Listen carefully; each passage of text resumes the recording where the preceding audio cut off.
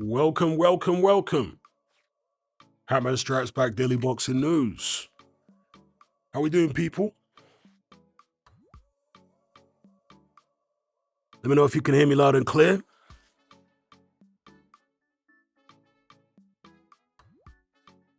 Yes, big up Rich Franklin. Let's hit that like button, peeps. We got a lot of boxing news to get through this evening. Shout out to all of you. Hope you're feeling good. There's actually some breaking news, which we're going to get into regarding Virgil Ortiz. Breaking news, big news regarding Virgil Ortiz. We'll get into that. Shout out to everyone locked in. We got Dominica, Rastafari, Julius, Rankin, Tony, Striker, Warren, Jelly Mode, Chris, David Fisher, Richard J, Rich Franklin, Clark. We got Cliff, AS, Warren Williams, Gaz, Jaden Ellis, Triple H, the Fog Sellers. Good evening, sir. We got Brad in the place. Shall we begin? Shall we get into this boxing news? Let's do it. Obviously, the main topic of this stream will be some Oleksandr Usyk, Deontay Wilder news. But before then, there's some other stuff on the agenda. So, Frank Warren did this interview on his YouTube channel earlier on today. And he said a number of things, but some interesting stuff was regarding Moses Atalma's apparent injury. He says it's a bicep tear. If that's true, and Atalma cares about dispelling any alternative theories as to why this show has been pulled, then he can, if he wishes to dispel those theories and the doubt, release proof, scans or whatever, to the public like other boxers have in the past, so that the speculation and the theories and rumors can end. So that's up to Atalma if he wants to do that. But yeah, Frank Warren is saying it was a bicep injury because there were some people claiming it was an ankle injury or some other stuff that they were saying it was an Achilles. But no, according to Warren, it's a bicep injury. Now, if it is a legit injury, that's a concern, you know? Obviously, boxing is a contact sport, and even a young man can get injured, but some fighters are injury prone, and it can hamper them throughout their career. It can hamper them in fights. So we just have to watch the situation with Atalma to see whether that's the case with him. If this was a legit injury, you know, it's not a good thing. So that's that. Let me know what you guys think about this reason from Frank Warren for Atalma pulling out of the fight. Also in this interview with Frank Warren, he spoke about the possibility of, get this, Daniel Dubois versus Zhang. Now, Dubois had been linked to people like Frank Sanchez. There was talk of Dubois potentially fighting Fabio Wardley. But Frank Warren seemed very enthusiastic in this video about making Daniel Dubois versus Zhang because Dev Sani, who interviewed him, asked him, what's the next move for Daniel Dubois? And Frank Warren right away came out with Zhang. He said that would be a great fight. It's a fight that I guess kind of makes sense because both guys are coming off stoppage or knockout defeats. Zhang's been very inactive. I don't think he's fought, has he, since he was stopped by Caballero. Daniel Dubois was stopped by Usyk last year. So, yeah, it kind of makes sense. Daniel Dubois versus Zhang. It's not a bad fight. I would expect Daniel Dubois to win because of Zhang's age, the wear and tear, the fact that he's only got, 3-4 good rounds in him. Daniel Dubois has always had a pretty good engine. I know some people are going to say he gassed out against Usyk. I don't think he gassed out physically against Usyk. I think he gassed out mentally both times. And there's kind of a difference. Certainly didn't gas out against Miller, did he? Or against Hrgovic, and those were very high tempo fights. So yeah, what do you guys think of Dubois versus Zhang? That's something that Frank Warren suggested. I think it's an interesting one. I expect Dubois to win if it happens, because despite being knocked out by Usyk, Dubois has always had a pretty solid chin. Not like he's got an iron jaw. He obviously got knocked out by Usyk last time, and Usyk didn't knock out Anthony Joshua. He didn't knock out Luke Partridge. So while Usyk isn't a massive puncher, he's got respectable power. He hits harder than advertised. Let's just put it that way, in my opinion, anyway. But you look at Dubois against Hrgovic, Dubois against Miller, Dubois against Anthony Joshua even. He takes a decent shot. Although it could be argued that Zhang would be the hardest puncher Dubois has ever been in with. How will he react if Big Bang lands one of those big backhands or right hooks up front from the southpaw position? I don't know, we'll see. Let me know what you guys think about that in the comments. And finally, in the same interview, Frank Warren expressed his frustration at Derek Chisora. And Derek Chisora must be a difficult guy to work with. But not like Frank Warren's the easiest guy to work with, depending on your perspective. But he said Derek Chisora's in danger of missing the boat here.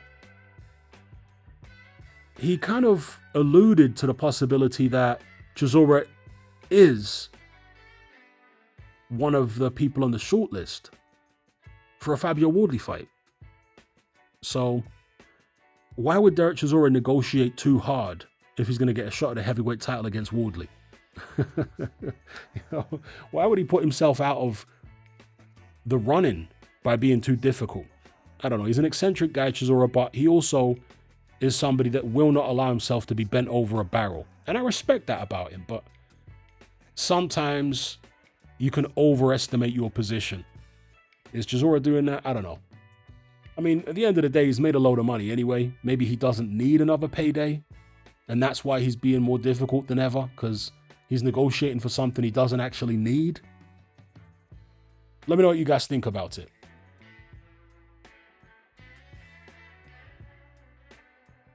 User says Zhang might make Dubois quit low-key.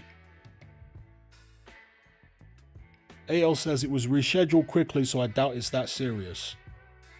Well, if it is an injury, it might not be that serious in and of itself. But given his age, right, and they say rescheduled. Yeah, it's rescheduled for like 2 months away from the original date. All right, so it's a decent amount of time. And it's not the injury in and of itself, it's the potential for him to become injury prone, right? Some injuries can become chronic. I mean, it's not the first time that Atama's pulled out of a fight, by the way, in his very short career. He's had injuries previous. He's been kept out of the ring for a while because of injuries. I think he had a broken hand or something when he fought Derevyanchenko. It's not Derevyanchenko. Is it Dovyachenko? The tough Ukrainian guy who took him the distance. He broke his hand in that fight. So, obviously, it's a contact sport. Injuries are going to happen.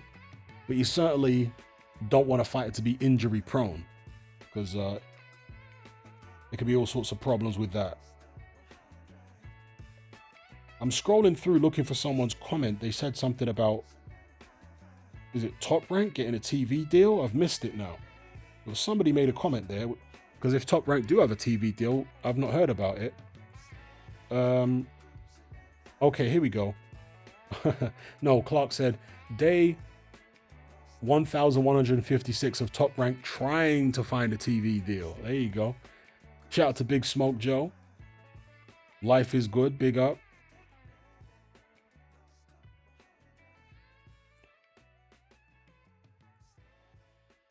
Yeah, Chisora always drives a hard bargain. That's one of the things that has characterized his career from day one. He drives a hard bargain. All right, let's move on anyway from this Frank Warren interview. So Turki Al-Sheikh and Canelo Alvarez did a video together. Now, obviously, Canelo is contracted to fight several more times for Riyadh season. So this shouldn't be a massive surprise to anyone. Canelo always had to come back and fight again on Riyadh season shows unless he decided to retire. So yeah, Turki did this video with Canelo the other day, announcing that Canelo will be back in the ring in September next year. That's a long layoff following the Terence Crawford defeat. You'd really want to see Canelo out in May. Those were his dates for years, you know, May, September. So to say that he's going to come back in September, again, very, very long time out the ring. Does that signal that Canelo is very close to retirement? Is that why he would have so long out the ring? And I'll be interested to find out who Canelo fights if he decides to come back. You know, apparently he is coming back in September, as I say, as per this video. But I'll be interested to see who he decides to fight, what weight class it's at. The rematch with Crawford apparently isn't happening because Crawford is officially retired. Did Crawford do that to avoid the rematch? You know? Did he rob the bank and get out of Dodge? Sometimes that's the best thing to do. Sometimes it's hard to replicate a performance like that, particularly at his age. Crawford's pushing 40. So he obviously won fair and square, but it's hard to get up for fights sometimes when you've been around in boxing for as long as he has. Let me know what you guys think about this situation in the comments. Canelo coming back, apparently fighting in September. Who would you guys like to see him take on? If anybody, or do you think Canelo should retire? In fact, we can talk about Chris Eubank Jr. a little bit because there has been apparently some talk. I'm not sure whether it came from Ben Shalom, but certainly the mainstream boxing media and YouTubers and whatever have been talking about Chris Eubank Jr. apparently vowing to carry on. I don't think it's come directly from Chris Eubank Jr. I think it's come from a third party that may be connected to him. If that is the case, and Eubank Jr. is looking to carry on, personally, I find it very concerning because he looks so bad against Conor Benn. That's the type of performance that you really should be retiring off the back of. Do you know what I mean? Like, he looked dangerously bad in that fight. So I find it concerning that Eubank Jr. will want to carry on after that. He had no gas in the tank.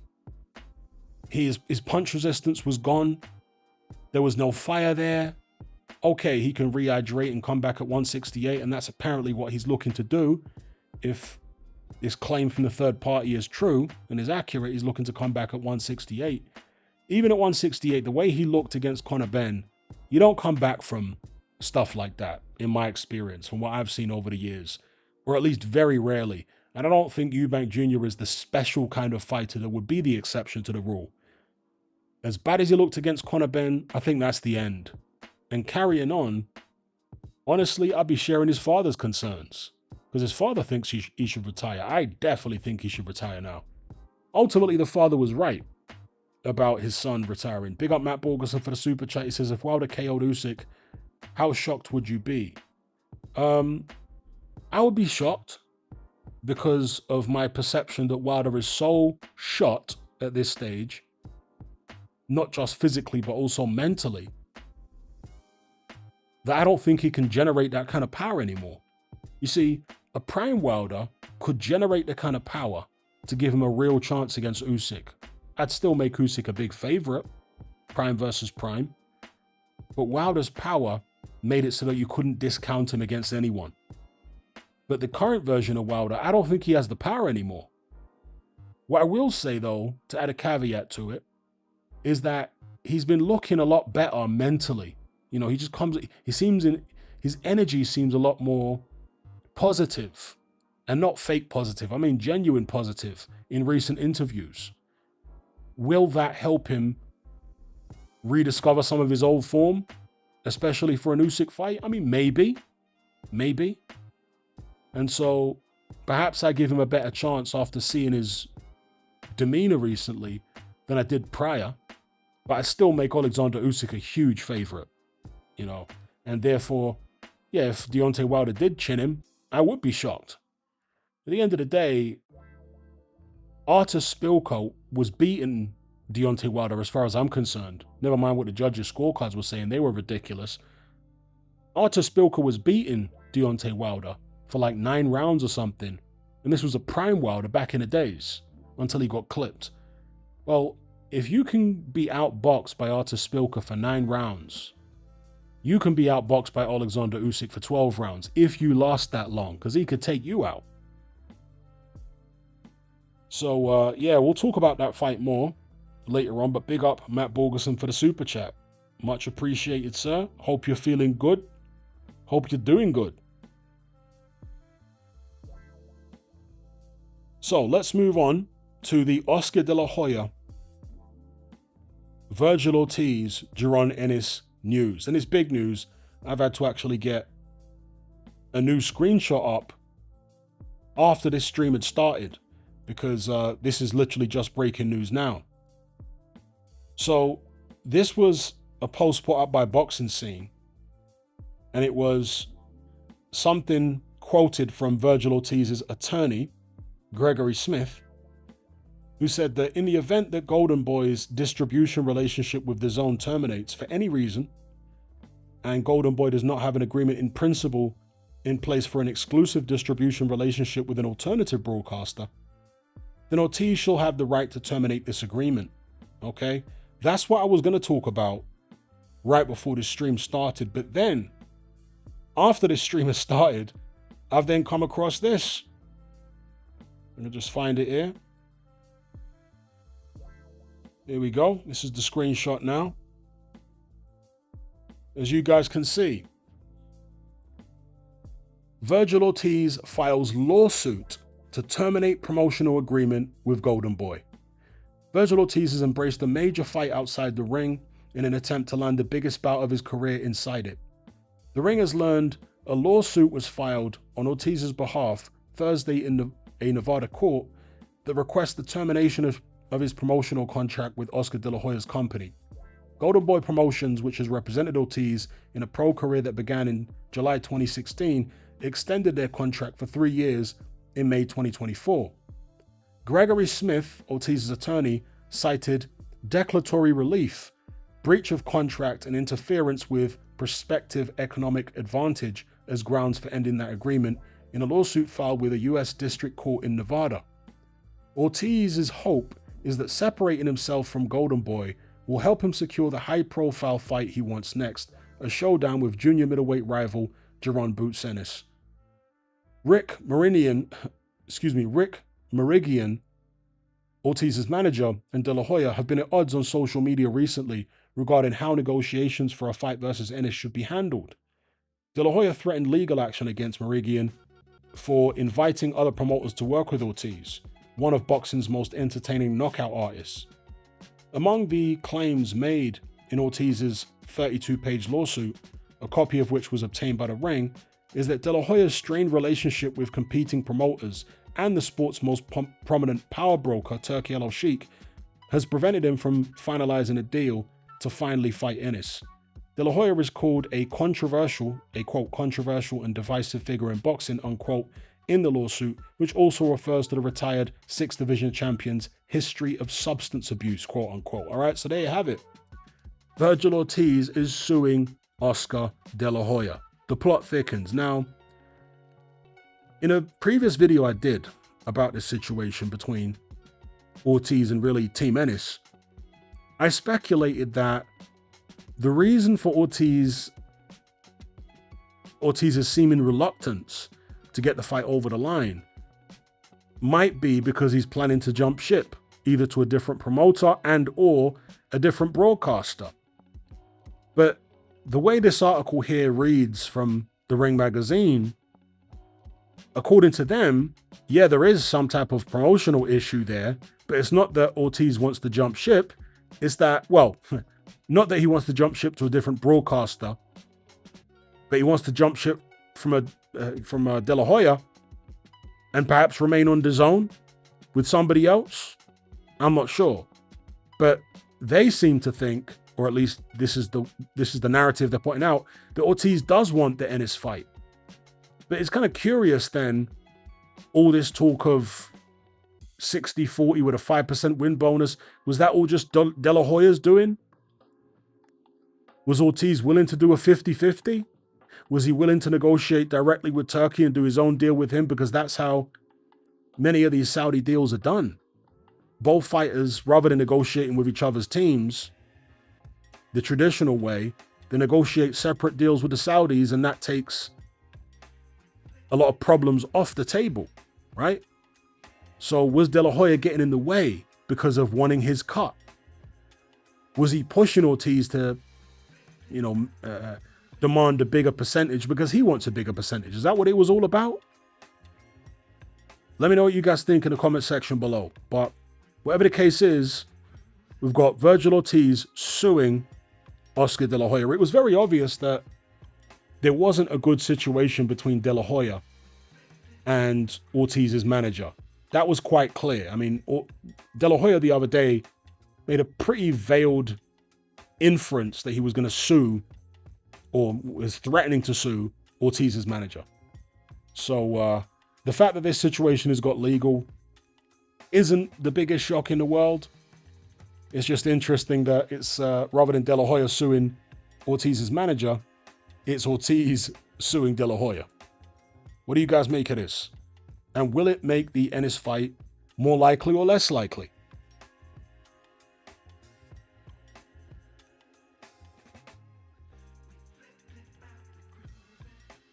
Casa says the Golden Boy ship has sunken at this point. President Brush says, wow.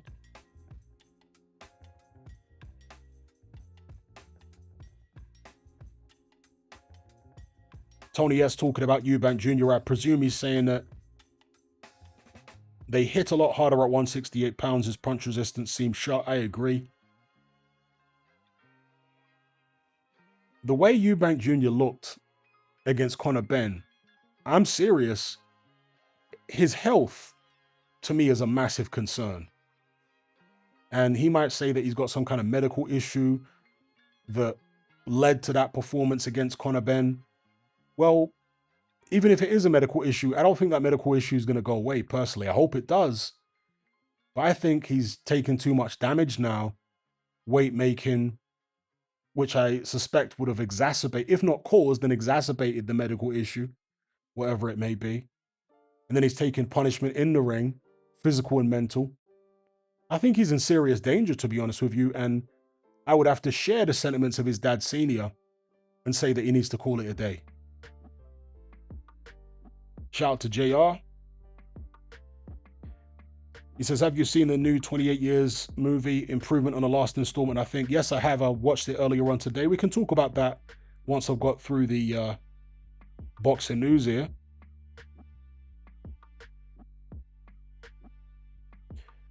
Hussein says, Hamed, have you noticed Eddie Hearn aging? He looks so old now. Well, he had to get old eventually, right? Couldn't look like a Ken doll forever. Time waits for no man. And he's a very busy guy. Colbzilla says 28 years was a massive improvement. Yeah, we'll talk about it. We'll just get through this boxing news here. So yeah, let me know what you guys think of the Vergil Ortiz De La Hoya situation. Ortiz suing De La Hoya, trying to get out of his contract. But if he successfully sues De La Hoya, will he stay on DAZN or will he become a PBC guy? We shall see. Because, and also, this was before the news of Ortiz suing De La Hoya came out. Boxing Scene quoted from Ortiz's manager, or his attorney, excuse me, from his attorney. And it said, in the event that Golden Boy's distribution relationship with DAZN terminates for any reason and does not have an agreement in principle in place for an exclusive distribution relationship with an alternative broadcaster, then Ortiz shall have the right to terminate this agreement. So this preceded the news that Ortiz is suing De La Hoya. So should we then infer, right, or should we then assume that De La Hoya's about to be dropped by DAZN? Should we assume that's going to happen now? After Vergil Ortiz's attorney has said this. Is De La Hoya about to be dropped by DAZN? This is something I speculated about, as I say, in previous videos about this particular situation. Let me know what you guys think. Big up Ben Oldham for the super chat. No comment on that one, just donation from Ben Oldham. Much appreciated, my bro. I hope you're good. What you been up to? Wave says it seems DAZN are switching Golden Boy for Top Rank. That'll be interesting. That'll be very interesting. It'll be good to see top ranks heavyweights back in the mix. The likes of Jared Anderson, if he can get himself together and stop crying. Be good to see him back in the mix. You've also got Richard Torres waiting in the wings. You've got Bakadir Jalalov. Last I checked, is a top-ranked heavyweight. So if the zone do swap out De La Hoya for top rank, then yeah, we might see some interesting fights made. You know, particularly given the fact that Arum has had a close relationship in the past with Frank Warren. And he's done fights with Eddie Hearn too. Hasn't been as close with Eddie Hearn, but he's done big fights with Eddie Hearn too. But Frank Warren, of course, has got all the heavyweights. So, yeah, that'd be interesting if that happens. Big up Ben Odom.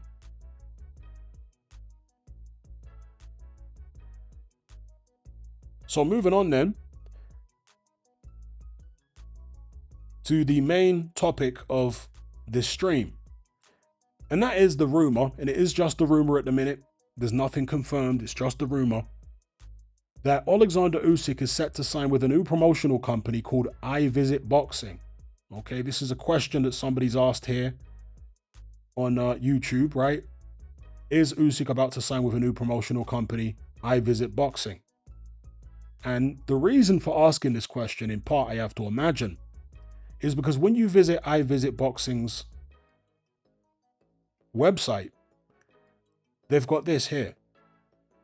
The iconic series, History in the Making, Civic Center, San Francisco, July 11th, 2026. Now, obviously, promotional companies can be hyperbolic at the best of times, right? They can, when it comes to say, you know, history in the making and all these kind of buzz phrases, it might just be a relatively mundane fight, but they'll call it history in the making. So you do have to bear that in mind when you're looking at this. But some people, and maybe there's some truth to this, are saying that this is actually going to be Oleksandr Usyk fighting Deontay Wilder July 11th at the Civic Center in San Francisco. Okay? Now, one thing that might kind of go against that, right, is the fact that if you look at the History in the Making poster there, it's got an American flag on one side and a British flag on the other side, right? Well, Deontay Wilder is American. Oleksandr Usyk is certainly not British. So you're looking at that poster, why is there not a Ukrainian flag? Unless it's a red herring in there to just try and throw people off because the fight's happening in America. But again, why would a British flag be there? So make of it what you will. You got World Boxing News claiming, they're saying reports from the UK state that IV Boxing, and apologies if you can hear roaring rain in the background here, folks. It is tipping it down outside. Hopefully you can't hear it, and if you can, it's not too distracting. Let me turn the background music up slightly, drown it out. But yeah, IV Boxing stands for I Visit Boxing. Okay. World Boxing News are reporting, it says from the UK, reports from the UK state that I Visit Boxing will announce Usyk versus Wilder tomorrow for July 11th in San Francisco. The story states the fight is to be part of a festival that includes music and other events and hopes to attract 15,000 people. Now, whenever I see any kind of story, particularly a big claim from World Boxing News, I always take it with a grain of salt because in my experience, reading their articles over the years, they are one of the least reliable and least credible boxing outlets out there as far as websites. Very, very hit and miss with World Boxing News. And for the longest time, and perhaps still now, they served as little more than a propaganda arm of the Deontay Wilder / PBC cult. That's all they seem to be doing there. And even now, they're still putting out propaganda pieces trying to big up basically certain PBC fighters and downplay their non-PBC rivals. So, yeah, World Boxing News, not the most credible source. But as the saying goes, even a broken clock is right twice a day. So it's possible they could be right about this. But again, they are citing reports from the UK. This is not any kind of inside knowledge that they have. So make of it what you will. I personally, and I've said this before, hope that the Oleksandr Usyk Deontay Wilder fight does not happen. Number one, Deontay Wilder doesn't deserve it. His form has been terrible of late for several years. He's coming off a win over an obscure journeyman called Terrell Herndon. How on earth does that make you eligible to fight for the heavyweight title? Not that I would blame Wilder for taking the opportunity. Not at all. I would blame Oleksandr Usyk for giving him the opportunity. Okay? There is no, as far as I'm concerned, good reason for Usyk to be giving Deontay Wilder this fight. Okay, Wilder was one of the top 3 heavyweights, at least that's the way it was perceived by the majority of the public for several years. But that was several years ago. He's no longer anywhere close to a top 3 heavyweight now. So all this talk about, well, beating Deontay Wilder completes the set, then Usyk has cleared up everyone from his era. I always go back to when Lennox Lewis fought Mike Tyson. Nobody today who was around back then, and even most people who weren't around watching boxing when Lewis fought Tyson, they can just tell from Tyson's performance and the way he looked that he was not even remotely close to his peak by that point. And although Lewis was a year older, he was far fresher. Okay? Nobody looks back today, or very few people, and cites Mike Tyson as one of Lennox Lewis's best wins. Not at all. Most people, certainly those who watched the fight at the time, saw it for what it was. It was Lennox Lewis who, okay, wasn't at his absolute peak himself, but far closer to it than Mike Tyson. He just beat a guy that was totally washed up and finished. That's all Lennox Lewis did. So I don't really see that. And again, I'm going to assume most other people who were around at the time don't really see that as any kind of great win. Yeah, it was a name, but it was just a name. The man behind the name was long gone by the time Lewis fought Mike Tyson. And so it would be if Oleksandr Usyk beat Deontay Wilder right now. There's just the name there of Deontay Wilder. The man that Wilder used to be is gone. The fighter that Wilder used to be is gone. He'd be beating a shell of the old Deontay. Again, despite the fact that Usyk isn't in his prime himself either, but he is younger than Deontay Wilder by what, 2 or 3 years? So, yeah, for me, there's no credibility in this fight. It's an unfortunate move by Usyk, who up to this point has been flawless in terms of the fights he's picked and the route he's taken. Now he's gone down a route which is kind of more reminiscent of what a Luke Partridge would do. Now, some people are going to say, well, you can't expect him to fight absolute killers each time out. I agree with that. Usyk should be allowed the grace of having some voluntary defenses against easier opposition. I agree with that, but not Deontay Wilder. Definitely not Deontay Wilder. In fact, I'm going to say something which some people are going to find controversial, but as far as I'm concerned, it's justifiable. I don't want to see Oleksandr Usyk fight Derek Chisora at all, but a Derek Chisora rematch would be more credible at this stage than a Deontay Wilder fight. Oh yes, it would. Derek Chisora is coming off wins over the likes of Joe Joyce and Otto Wallin. Well, those are 2 better wins than Deontay Wilder's had over the past few years. Derek Chisora is ranked highly by the IBF. So, yeah, I think Derek Chisora would be a more credible fight, although I certainly wouldn't want to see Chisora Usyk 2 either. I'm just saying, my perception of things is that a Wilder fight is so bad that the Chisora fight is more credible in terms of what Chisora's done lately compared to what Wilder's done lately. At least Chisora's coming off wins, you know? So, yeah. What do you guys think of this in the comments? Let me know. Got a super chat here from Gaz. He says, you see the Nikita Tszyu versus Zerafa controversy. No, I haven't seen that controversy. Please tell me about it. What is the controversy regarding Nikita Tszyu versus Zerafa? I'm not aware of this.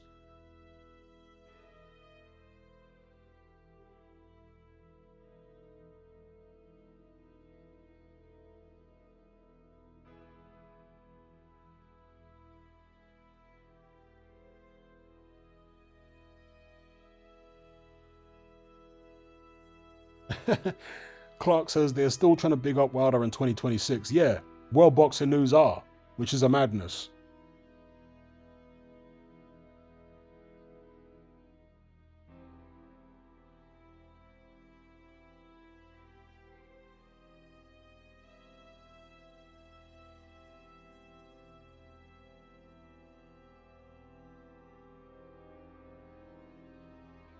Yeah, I agree with Mark Hatch.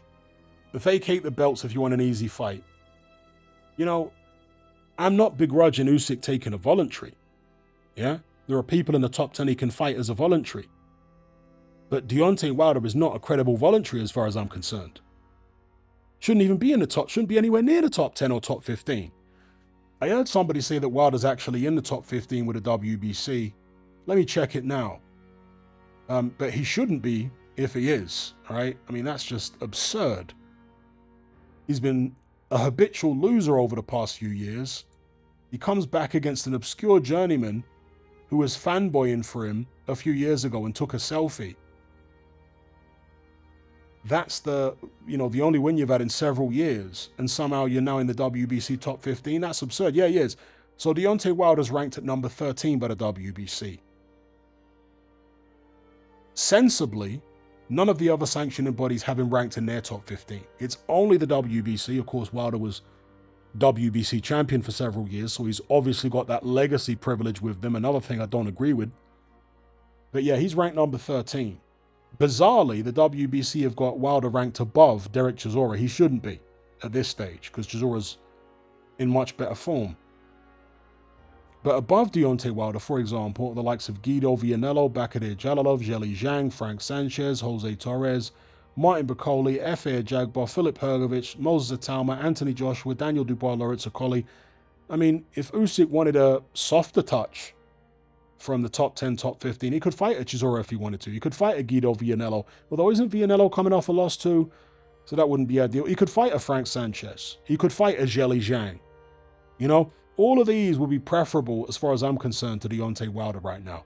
He could fight an F.A. Jagbar, although, Jagbar can punch, etc., etc., etc. To be going for Deontay Wilder, that's pretty much the lowest hanging fruit.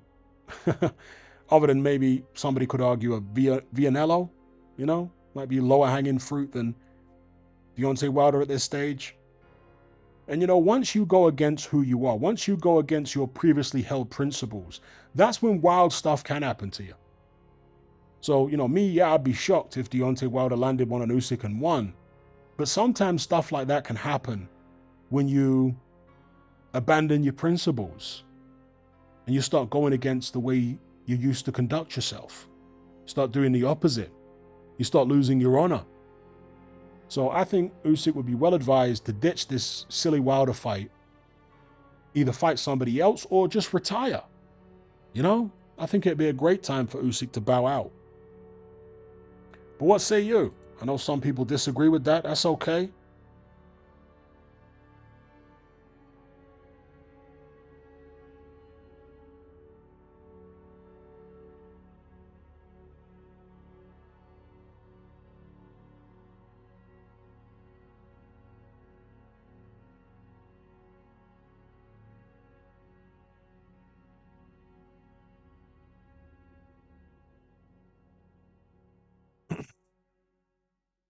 FIFA Jr. says, have we covered Ortiz suing Golden Boy? Yes, we have. Covered that a few minutes ago, yes.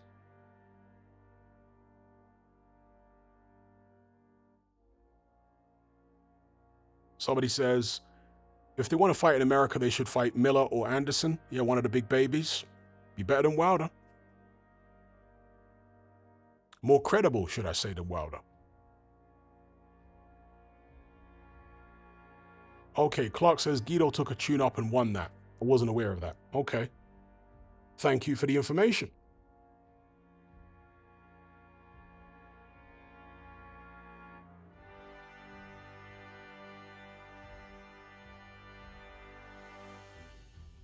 So we'll move on from this then to the final story here. We can double back and talk about any of it again if you guys want to. Any of the stories we've covered so far in this stream.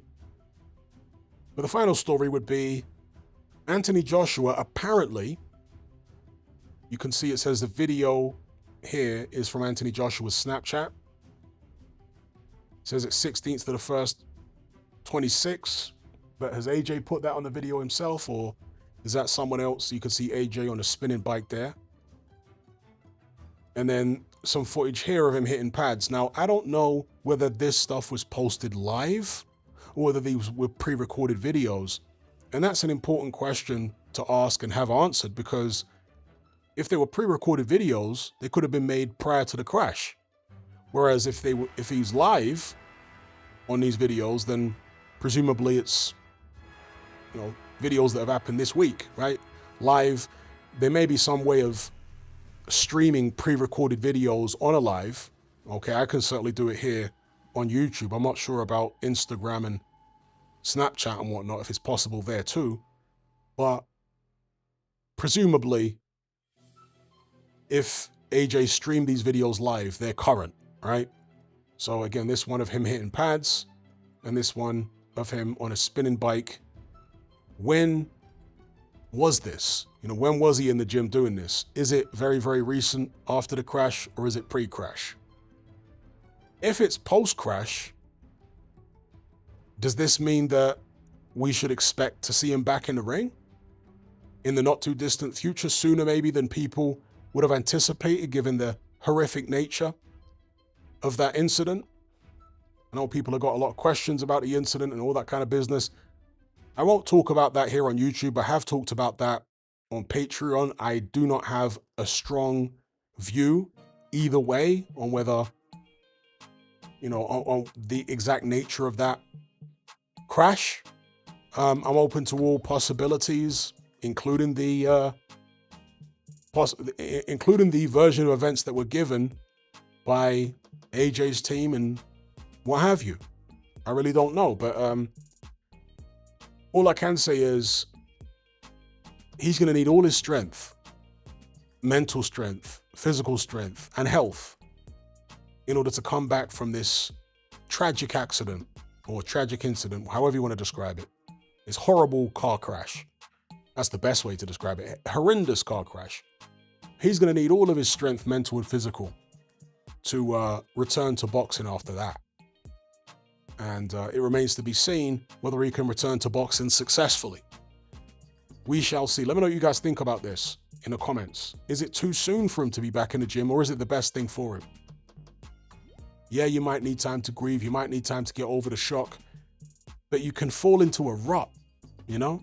If you've been through something tragic like that and you allow it to stop your life, that can actually multiply the PTSD. You know, it can actually intensify it.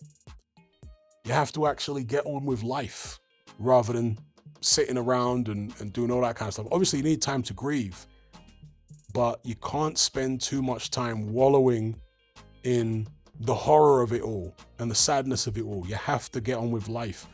Is that what Anthony Joshua was doing here?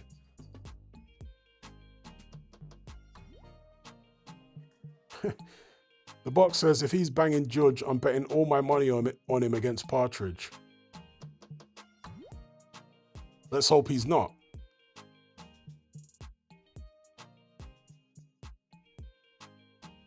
And I don't say that because I want to see him lose to Partridge, but, you know, I wouldn't want him to have gone down a very dark path, or anyone for that matter to have gone down such a dark path. Let's hope that's not true.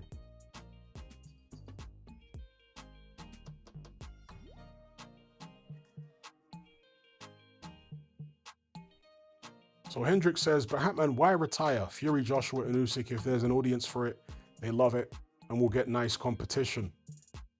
Well, obviously, you know, you make a good point. As a fan, what I don't like seeing is fighters who have done so well financially continue to risk their health without really much to gain as far as legacy off the back of it.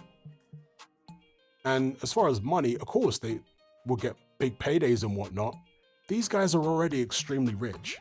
AJ's very rich. Tyson Fury's very rich. Oleksandr Usyk's very rich. They may love it But it's like the old saying in boxing. Fighters are the first ones to know when it's time to quit, but the last ones to admit it. Floyd Mayweather was a guy who always said that he wants to retire from boxing. He doesn't want to allow boxing to retire him. And when you go on for too long, that's what happens. Boxing retires you. I like to see guys go out with all their faculties intact and not get lured in by this addiction, okay? Lennox Lewis did it right. Joe Calzaghe did it right. Yeah, there are certain fighters who knew to resist temptation and not come back when they were past their expiration date. For every Joe Calzaghe and Lennox Lewis, there's like 10 or 20 Meldrick Taylors. Do you know what I mean? There's 10 or 20 Muhammad Alis. Guys who just went on far too long because of money, because of ego, because of the adulation from the crowd and the buzz they got from it and because they enjoyed it. It normally don't end well when you go on past your sell-by date. Now, if these were guys who hadn't made life-changing sums of money, it would still be unfortunate for them to continue, but you could understand it because they're still chasing that big check. Whereas the guys we're talking about, they don't need any more checks. So, personally, and with Usyk, it's not that he's getting knocked out and all that kind of stuff. Like AJ's been getting knocked out. With Usyk, it's not that. It's more so, as a boxing fan, I don't want to see Usyk get beat by somebody, go on too long and get beat by somebody who couldn't have laced his boots in his prime. He has an opportunity now, Usyk, to walk away from the sport with a really unique legacy, right?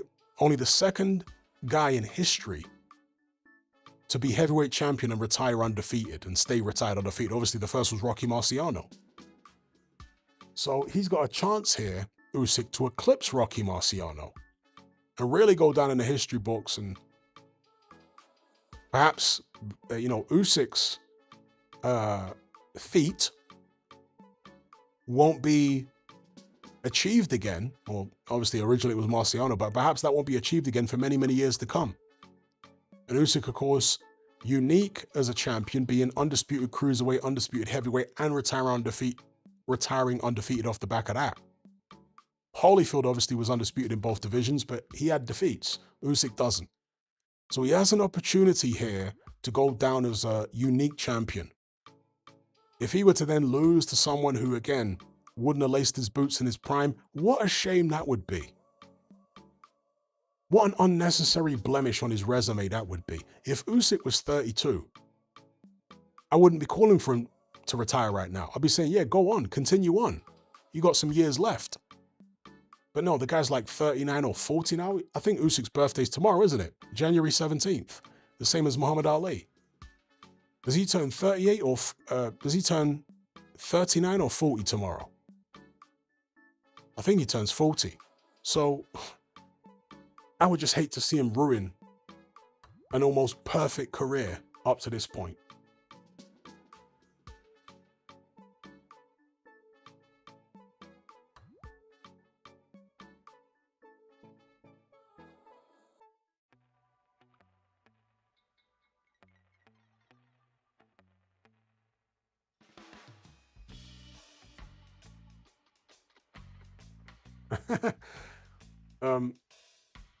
Irablo says, have you seen the Hearn documentary on Netflix, Hatman? When everything went downhill, Eddie presented the Romford Bull like the big ace he has up his sleeve to Turkey. I couldn't believe what I was seeing. I only watched about 5 or 10 minutes of the first episode of that Eddie Hearn Netflix thing.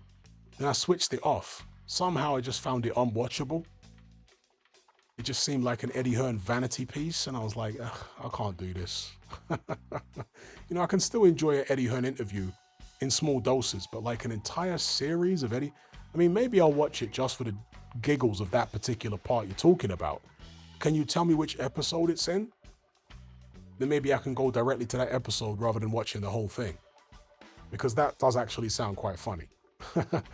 Eddie Hearn presenting the Romford Bull to Turki Al-Sheikh like he was the next big thing. That's crazy.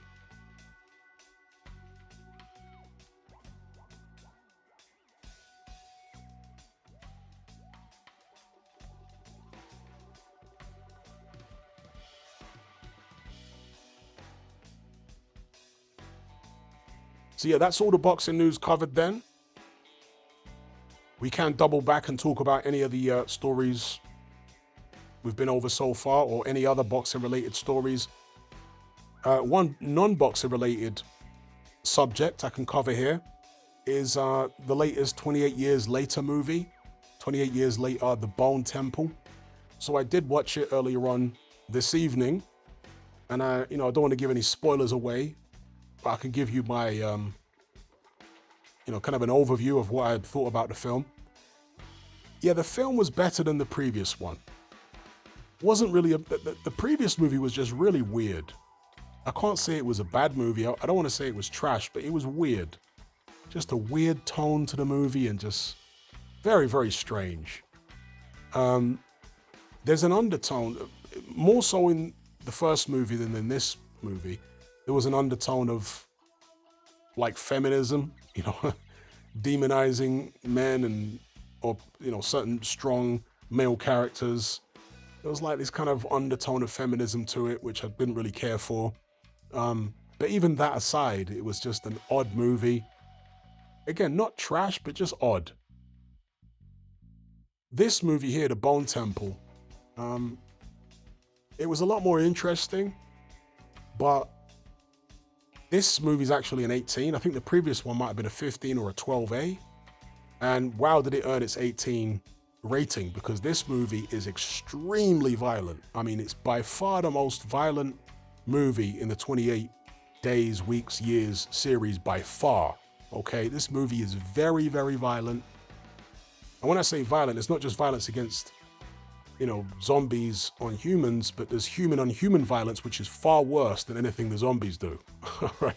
For the most part. And it's sadistic violence. Okay, so the violence in this movie is like real dark, sadistic stuff. So if that's something that would bother you, then you might want to swerve this film, okay? Because there is a lot of very, very sadistic violence in this film, and there's a lot of it. In fact, it's probably too much of it. It's gratuitous to the point where, why have you even put this amount of like sadistic violence in the movie? Like, are these people titillated by it or what? It's just very, very violent film. Definitely one of the most violent films I've seen in a very long time. With it's kind of difficult to say with the sadistic violence aside, because God, the sadistic violence, it feels like it takes up a third of the movie. It's like this really sadistic violence in it.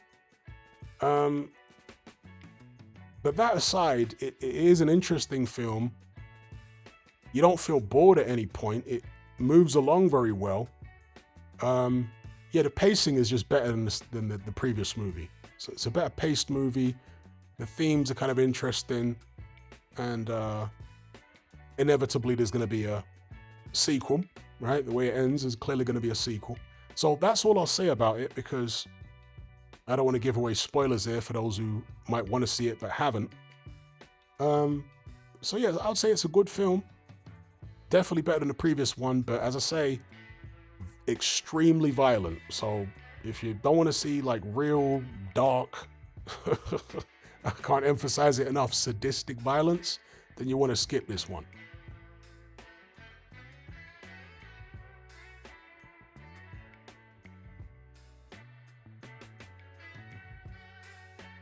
Yeah, Danny Boyle isn't directing this one, and maybe that's why it was so much more extreme, than the previous one. Maybe Danny Boyle couldn't go this extreme. Maybe that's what it is.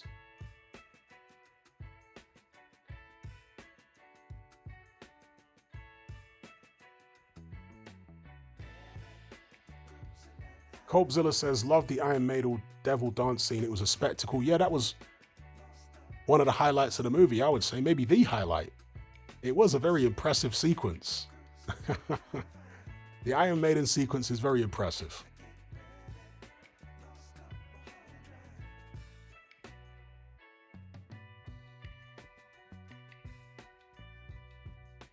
Okay, McNocta says, Zhang sleeps Dubois. Big bang Zhang. Mac B Music says, Hatman, I agree 100%. Wilder is finished, but Usyk will get well paid. Wilder is a good name on paper, ex-champion, he's American, so it's still a big fight. Mike Tyson versus Lennox Lewis was still a big fight, but people don't look back at that fight today and think that that really enhanced Lewis's legacy. You know, they look back at it for what it actually was, not because there's this whole concept that in years to come, people are going to look back at Usyk's record and say, oh wow, he beat Deontay Wilder. That's a great win. They won't do that, folks, because we live in the digital age now. You know, if you were looking back at a Sugar Ray Robinson's record and he beat somebody that was over the hill like a Henry Armstrong, you might be deceived into thinking, oh wow, that's an amazing win because there's no footage of the fight. But today, there's HD footage of all these fights available on YouTube. So 20, 30, 40 years from now, when people are looking back at Usyk's career, they're going to see that he beat a washed-up Deontay Wilder who was in his 40s. So I don't buy the idea that beating Wilder is going to somehow future-proof Usyk's legacy. I don't think it will. Just in the same way that Lennox Lewis beating Mike Tyson didn't future-proof Lennox Lewis's resume. Yeah? When people talk about Lennox Lewis's best wins, they talk about wins over the likes of Holyfield. They talk about wins over the likes of Vitaly Klitschko, Razor Ruddock, Ray Mercer, people like that. They don't talk about the Mike Tyson one because everyone knows Mike Tyson was totally washed. And I think it will be exactly the same with Oleksandr Usyk beating Deontay Wilder. And there might be some foolish American fans now who think that Wilder is as good as ever, and therefore this fight is so exciting. It was the same in the run-up to the Mike Tyson-Lennox Lewis fight. There was loads of people thinking, yeah, Mike Tyson can bring the old form back just one more time. But after the fight, all of those people picking Mike Tyson to win were saying, oh, he's just a shell of himself. So yeah, you might be able to generate some hype and some belief in Wilder before Usyk beats him, but after Usyk beats him, people will be like, okay, well, Wilder was totally washed after. Yeah, there was most of us trying to tell you he was washed beforehand. So I really don't think it does anything for Usyk's legacy at all. And therefore, he only stands to lose. Yeah? It's heavyweight boxing. There's always the possibility that Wilder does land something crazy.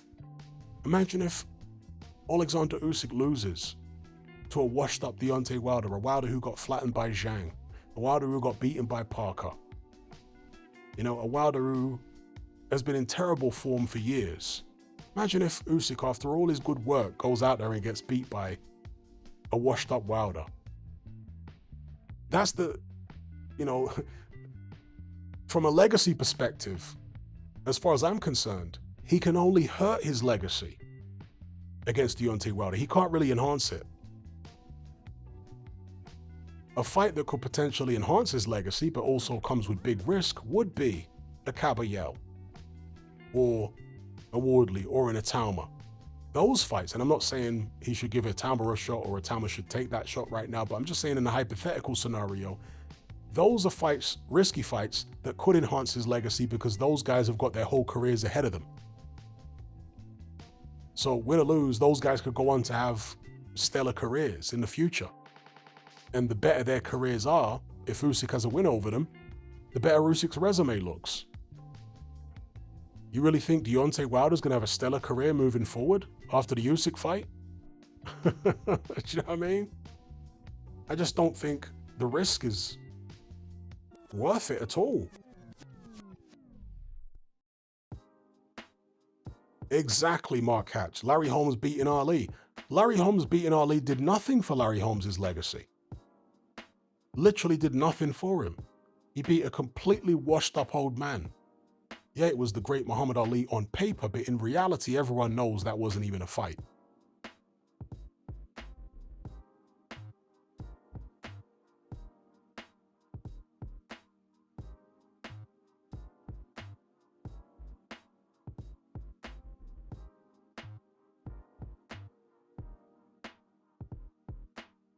So, yeah, I think Usyk preferably should call it a day. But if he insists on continuing, he needs to be taking more credible fights than this when he's holding 3 belts than fighting a Deontay Wilder. It's not credible. Let Wilder get out there, take on a legit top 10 heavyweight, get a win. Then maybe we can start looking at Usyk versus Wilder. But as things stand right now, come on, man. Wilder's coming off a win over a journeyman, Terrell Herndon, in terrible form for years. Nah, you can't sell me on that fight.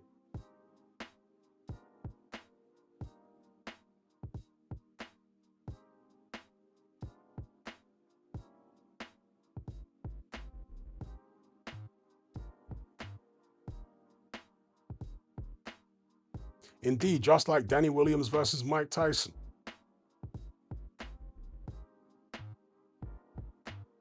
Although that's kind of slightly different, actually, because Danny Williams went into the Mike Tyson fight as a big underdog. So it's all about your perceived level before a fight. Usyk's perceived level going into the Wilder fight is that he's the best heavyweight in the world, the best of his generation. So there's no up from there. Do you know what I mean? He can't enhance his position from where he is now by fighting Wilder. Whereas with Danny Williams, he was an underdog. Despite the fact he was a washed-up Mike Tyson, Danny Williams was an underdog. So he did enhance his status. He did enhance his reputation beating that washed-up version of Mike, because Danny Williams was basically brought in as cannon fodder for a Mike Tyson who was coming off a defeat.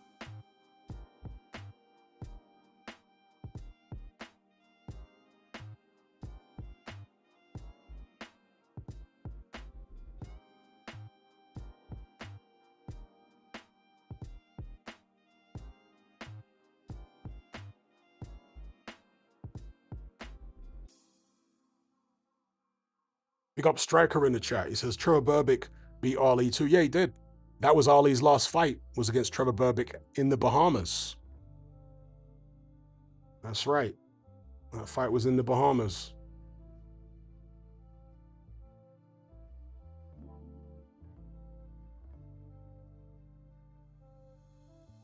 Free Coffee Guy says, anyone heard the ASAP Rocky album? I certainly haven't.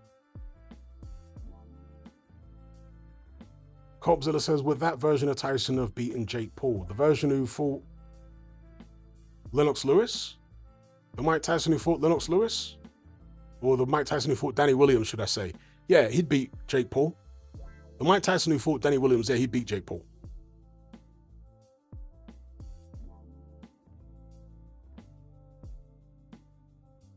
Big up Hannibal Beats. He says he decided to take up plumbing. That's a good career choice. Plumbing, electrician, anything like that, that's a good career choice.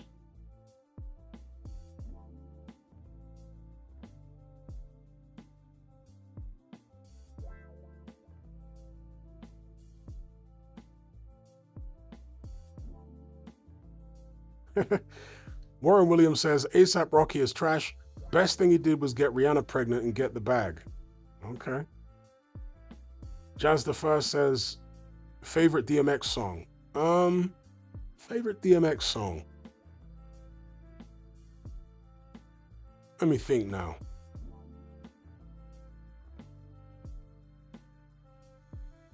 Let me go through some DMX songs in my head. There's Rough Riders Anthem. There's Get At Me Dog. There's Party Up. There's They Don't Know Who We Be. What other DMX songs should I consider? What's My Name? Slippin'. Throw some other big DMX songs at me, folks. Jog my memory. Yeah, I mentioned Rough Rider Anthem. That Stop, Drop, Shutting Down, Open Up Shop. Hannibal Beats says, I personally think DMX's first album was the best. Yeah, me too. It's Dark and Hell is Hot. For me, is the best.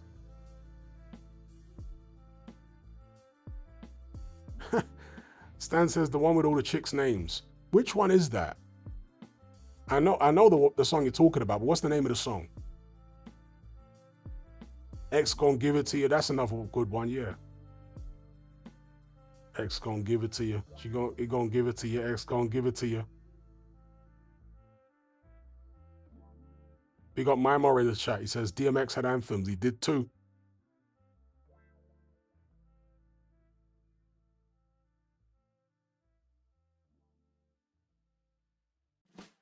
McNocta says the rain. Jazz the First says slipping is too depressing. Gaz says I still think Wilder versus Ngannou is the ticket. Me too.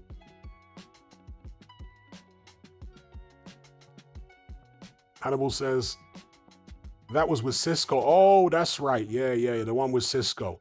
Was that for the Romeo Must Die soundtrack? Or am I getting it twisted? Was the DMX Cisco track for Romeo Must Die soundtrack? Was that what it was? Romeo Must Die starred Jet Li. And Aaliyah? Was Aaliyah in Romeo Must Die? Pretty sure she was, wasn't she? Oh, okay. It's called What They Really Want from a Ninja. There you go. We obviously know that ninja is a substitute word, folks, in case people are confused. No, Zambian cinemas are good. I just went to a cinema earlier on this evening. It was just like a Western cinema. It was good. What I will tell you, though, there's a cinema at Levy Mall, which is good. There's a cinema at Manda Hill Mall, which is also good. But the most popular cinema is at, oh God, what's the name of it now? There's another mall next to East Park Mall in Lusaka. I forget the name of that mall, but that is the most popular cinema in Lusaka. I have no idea why, because their screens are absolute trash. Now, when I say the screens are trash, I'm talking about the picture quality is like really washed out and rubbish on most of the screens. I've got no idea why people like going to that cinema. It's terrible, okay? In some of the screens, the seats are nice. I mean, they've literally got recliners in one of the seats. I went to watch Five Nights at Freddy's 2, which is a terrible movie, by the way. But when I went to go watch that movie, there's literally recliners in that particular screen. I mean, actual recliners where the feet go up and the thing goes. Obviously, you know, cinema versions of recliners. It's not actual, you know, recliners out of a furniture shop, but cinema seats that have a reclining function with a leg. So yeah, the cinemas are good. But that particular cinema at the mall next to East Park Mall, their screens are trash. I don't know what's up with their screens. But the other malls, the other cinemas, like the one I went to today and last time, they're great.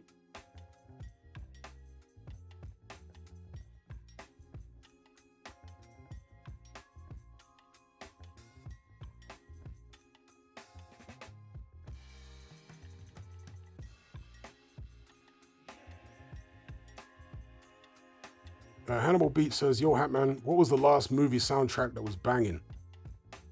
That's a good question. I don't know. Last movie soundtrack that was banging. Somebody have to help me out on that. So can't think.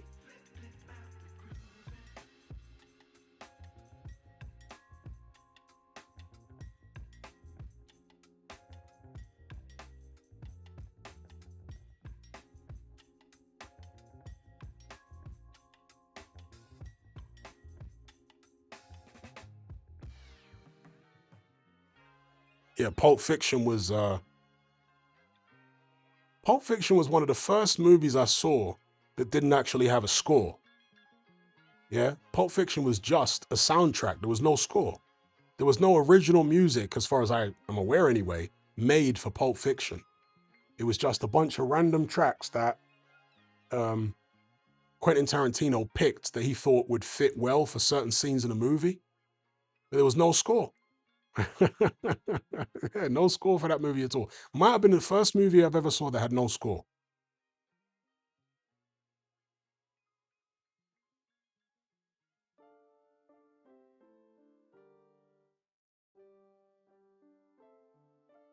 Some people are mentioning Tron Ares. I haven't seen Tron Ares. I think I started trying to watch it, but it was a bit boring.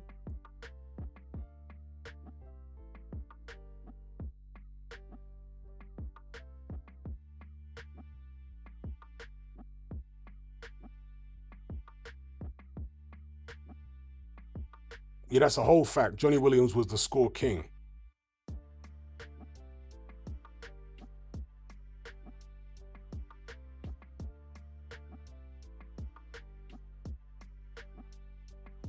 I think he is still alive, yeah. I'm in Southern Africa right now, Mima. That's where I'm living right now. Southern Africa.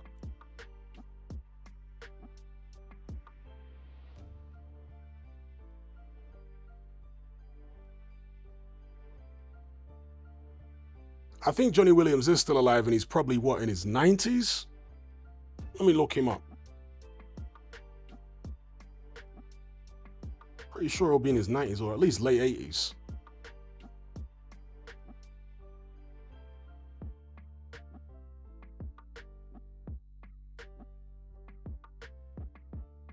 He doesn't score anywhere near as much as he used to.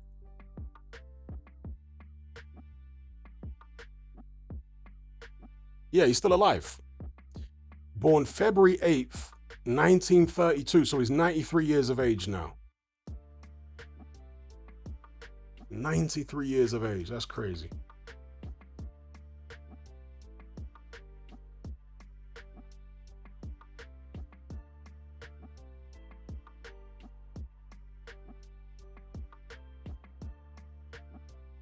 Yeah, I like Hans Zimmer as a composer. He's got his own style. I prefer Johnny Williams though, but I do like Hans Zimmer. And people may not realize, some people I'm sure do know, that Hans Zimmer is not classically trained. Okay, so he didn't have like a classical music background the way that John Williams does. And because of that, Hans Zimmer's music is more simplistic than Johnny Williams's music. Johnny Williams' music is way more complex, right? For the most part. I mean, there are some exceptions like the Jaws theme and stuff like that. But if you listen to like the theme for Jurassic Park, how complex it is, Hans Zimmer can't make music like that. He doesn't have that kind of training. What Hans Zimmer does is create soundscapes. Yeah, he doesn't really create like classic film score tracks. It's more like soundscapes that he creates, you know? It's like a wall of sound with different experimental instruments, you know. Sometimes he'll bring in rock guitars, obviously heavy on the violins and all that kind of stuff. And I like Hans Zimmer, don't get it twisted, but one of the reasons that his style is so different from a traditional composer is because he's not classically trained.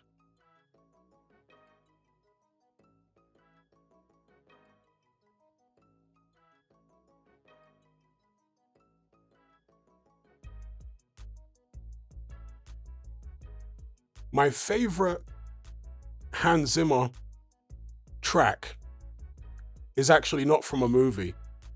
It's from a video game, Crysis 2. The Crysis 2 main theme is my favorite Hans Zimmer track of all time. I actually sampled that back in the days to make a hip hop beat. That track right there by Hans Zimmer for Crysis 2 is absolute fire.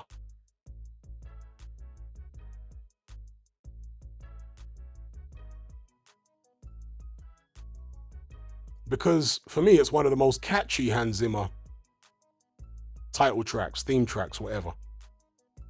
Because one of the reasons that Johnny Williams was so successful and he's so revered even now is because he had a way of making catchy theme tunes for movies. Iconic theme tunes, you know, from Superman to Jaws to E.T. to Harry Potter.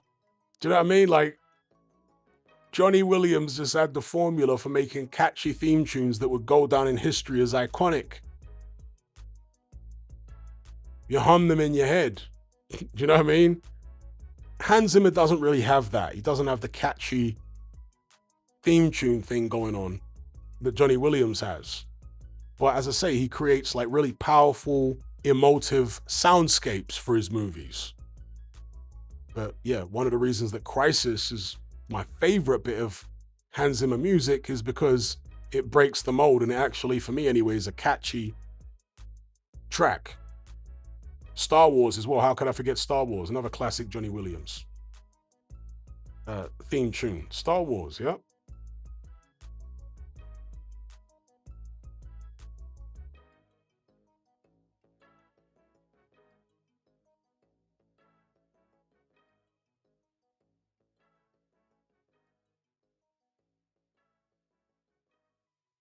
Didn't he also do the theme tune for Back to the Future? I think he did.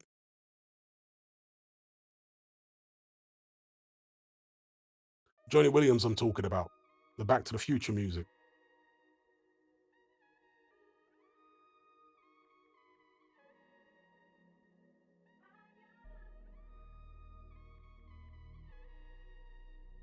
I recently rewatched the Back to the Future trilogy, and I forgot how much I love those movies, particularly the first one.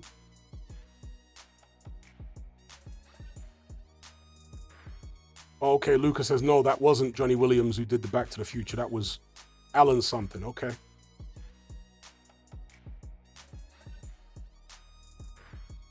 I stand corrected on that. Great Scott, that's right. I mean, the guy that played Doc Brown in those Back to the Future movies was just fantastic. What great casting. I mean, Michael J. Fox was great. There was just a great double act in those movies. Just fantastic. The chemistry between Marty McFly and Doc Brown was like iconic.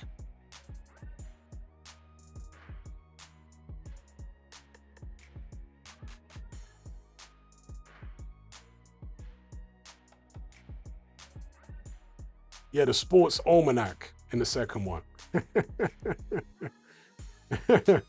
And Biff was such a great character. And let me tell you, whatever that actor's name is that played Biff, he played an absolute blinder in the Back to the Future trilogy because he played so many different versions of himself. If you remember, he played the original like young Biff in the 1950s. Then he played middle-aged evil Biff. Then he played middle-aged wimp Biff. Then he played middle-aged millionaire Biff. And all of them were different, like totally different characters, different kind of voice, different mannerisms. Then he played old man Biff. So he played and then he played cowboy Biff. Now, not all of them were called Biff. One of them was called Griff. And another one of them was called something else, Mad Dog Tannen. But they were essentially all the same guy or relatives of the same guy. And as I say, it was the same actor.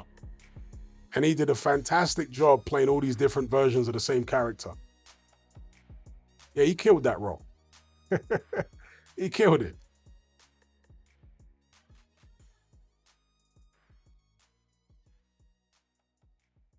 Oh, wow. Copezilla says the Back to the Future director won't let anyone remake them until they die. It's in the contract. That's interesting. Probably for the best.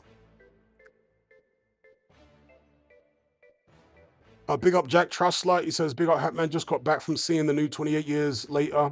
Amazing film. The Ninja Jimmies are a madness, bro. Yeah, I saw the film earlier on today myself. Much appreciated for the super chat. Spoke about it briefly. I don't want to give any spoilers away, obviously. But yeah, it's a big improvement on the previous film. But again, word of warning to anyone who does intend on seeing it. It is extremely violent. And I'm not just talking about zombie bashing violent. There's like sadistic, really dark, sadistic violence in it. So, brace yourself. If that's not your kind of thing, it's very, far more violent than any of the previous movies in the series. So just be aware of that. But yeah, it's a big improvement on the previous movie, which just had a weird vibe about it. The previous movie was just really weird.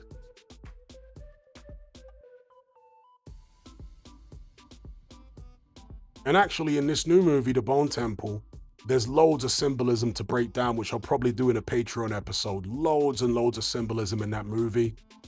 I mean, the fact that this like murderous cult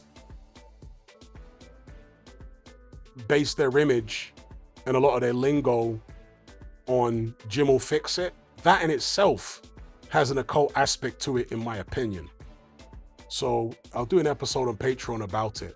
There's loads of occult stuff to break down about the Bone Temple movie. Yeah, it's a good movie. I'd say it's better than the previous one. Definitely better than the previous one.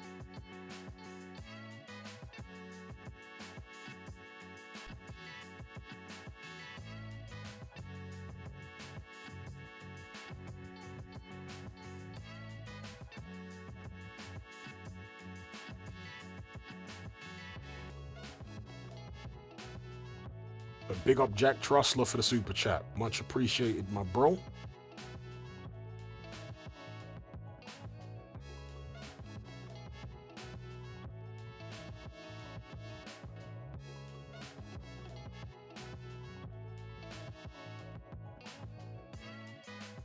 Okay.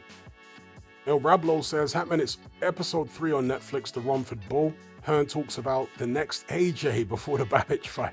Okay. Cheers for the heads up. I'll watch episode 3 of the Hearn Netflix show. Just to hear him trying to sell the Romford Bull as the next big thing to Turkey. Crazy.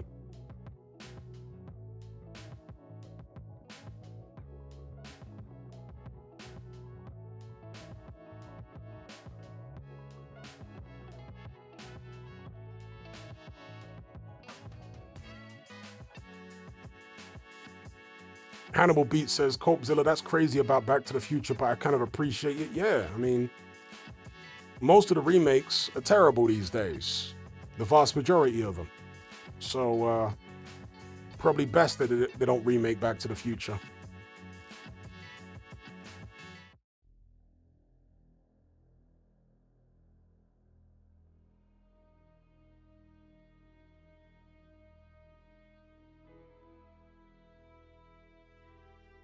I've seen an old show called Sliders. I'm not sure. I saw so many old shows growing up in the 80s and 90s. And they weren't just shows from the 80s and 90s. Some of them were from the 70s and 60s. But I've seen so many old shows growing up. I may have seen Sliders, but if I have, I may not remember much about it. Oh wow, Caceres Calling says DeLorean was actually an Irish car. Bizarre fact, I didn't know that. But you know, the DeLorean, as I understand it, wasn't a particularly well-known car prior to Back to the Future. And one of the reasons that it was chosen was because it was kind of obscure. And it had these, you know, doors that opened in a different way. And that's one of the reasons that it was chosen. Because originally, when they were developing the story and the script for Back to the Future, the time machine was going to be a fridge, believe it or not. Yeah, it was going to be a fridge. But they eventually settled on the DeLorean, which I think was a way better choice.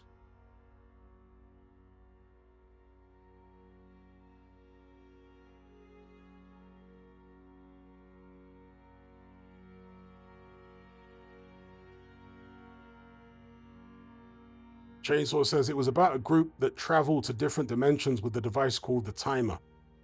Doesn't ring a bell, to be fair. But it does kind of remind me of Quantum Leap. That was an old school show that I used to watch. Anyone remember Quantum Leap? It was like cheesy, early 90s television series. Did I like the Bill and Ted movies? They were okay. I mean, the first movie, I don't remember that much about them. Obviously, they had Keanu Reeves and that blonde-haired guy. They were kind of like the precursors to Beavis and Butthead, in a way. Beavis and Butthead must have been, to some extent, inspired by Bill and Ted. Bill and Ted with Rufus and all that. I mean, they're, you know, kind of feel good, cheesy movies. Compzilla says Wayne's World was better. Yeah, Wayne's World was funnier, less cheesy. Mike Myers more talented than Johnny Depp. Not Johnny Depp, excuse me, Keanu Reeves.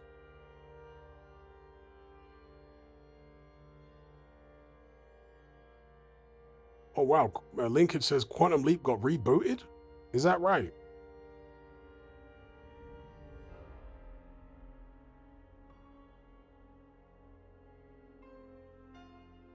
Hannibal Beat says, were Beavis and Butthead the original review show? I'm not sure about that, but Beavis and Butthead obviously was a phenomenon on MTV when they used to play mostly rock tracks, but sometimes rap tracks and stuff like that. And you'd have Beavis and Butthead giving their commentary on the music video. And you know the laugh that Beavis and Butthead have Beavis's laugh was like and Butthead was like and they'd laugh like that and make juvenile jokes all the way through the music video. And then that branched off into their own cartoon, because originally it was just that, it's Beavis and Butthead characters just rambling over these music videos, but then they had their own cartoon where it was like them going on their little escapades around the neighborhood, in school, stuff like that.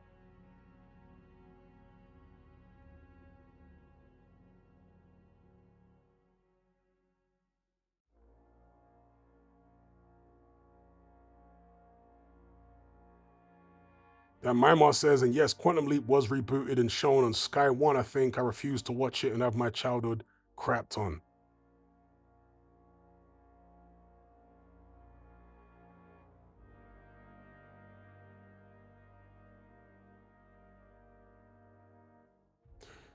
I still remember the theme tune to Quantum Leap. Somebody there saying that the 80s and 90s had the best theme tunes. The 70s had great theme tunes as well. 70s, 80s, and 90s, great theme tunes. In fact, I want to say 70s and 80s were the best for theme tunes. 90s still had some good theme tunes, but for me, it peaked in the 70s and 80s. But I remember the theme tune to Quantum Leap.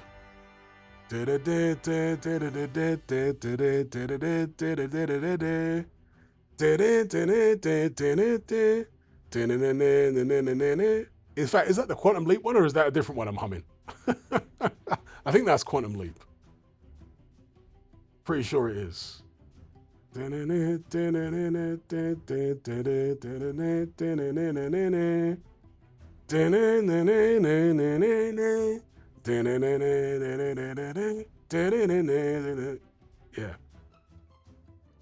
Big up Pyro protagonist. He says, son with forever zero body count or daughter with triple figure body count.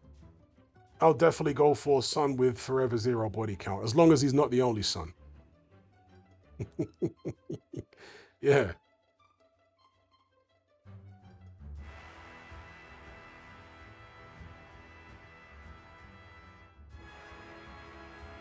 Blood Titan says Airwolf still has the best theme tune.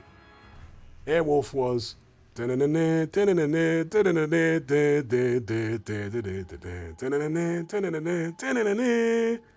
was a banger. But Knight Rider was a banger. There were so many bangers in the 80s, bro. That synth era, you know, the 80s synth tracks, they had so many bangers.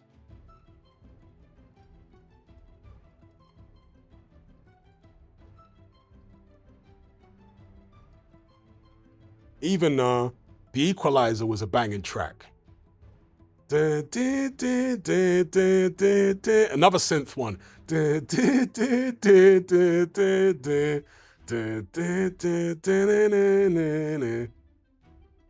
Starring Edward Woodward. The A-Team, of course.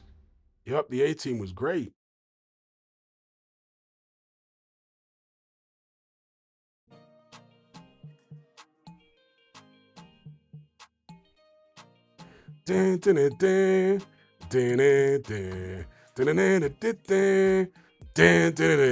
Come on now. What? The 18 will forever be an absolute banger. Differently. What? The 18 was a madness.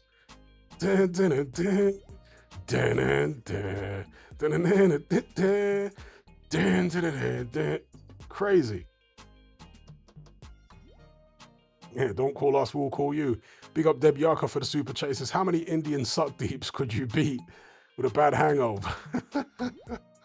For anyone who don't get the reference, on a previous live stream, I showed the boxing record of an Indian boxer, I think, who's based in Canada, right? I got to say pause before and after mentioning his name. His name is Suck Deep Batty. I kid you not, bro. Suck Deep Batty, like what? Pause. Yeah, that's man's name.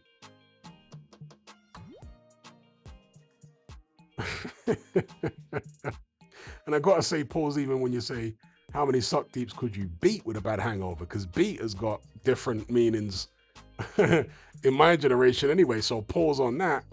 But in a fight, I mean,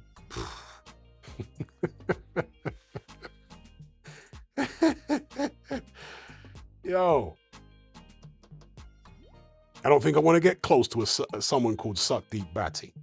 I mean, I'd run away from that fight. I wouldn't even want to get close to someone called that. It's too crazy.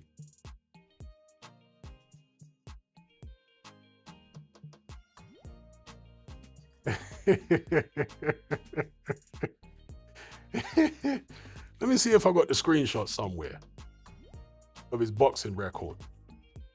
I still got it. Let's see if I can get it up. Pause.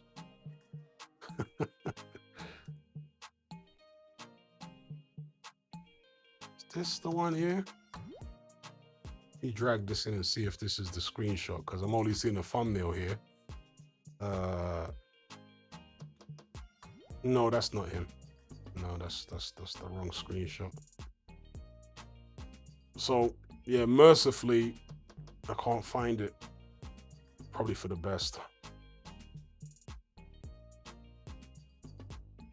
But you might be able to look him up on BoxRec still. A Canadian-based Indian, and his name is Suck Deep Batty. And I think his middle name's crazy as well. I think it actually mentions his middle name on there, and that makes it even madder. So beware.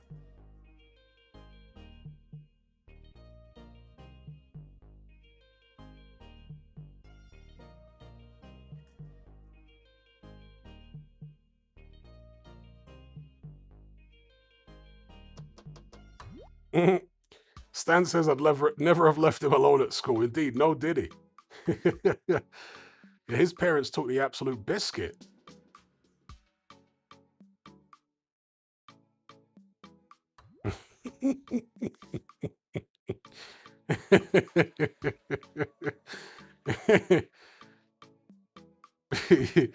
Yeah, if he was in school, I mean, he's based in Canada. I don't know if he grew up in Canada, but if he grew up anywhere like Toronto, which is full of Jamaicans, bro, he would have got the business. Pause. Growing up in Toronto, bro, at school. Maybe that's why he became a boxer, you know? Maybe he had to learn to throw hands, because he was getting rinsed every day.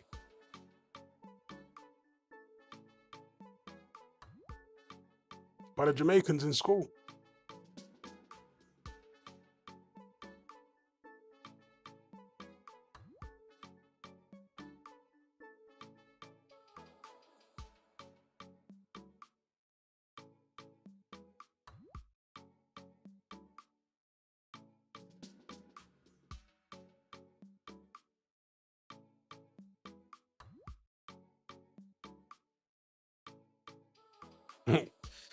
Gumsy says, hey, yo, what kind of name is that?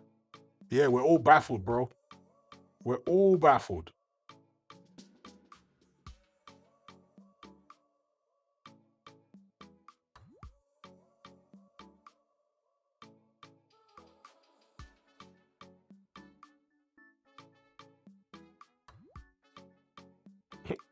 Someone says Misery's Jamaican restaurant.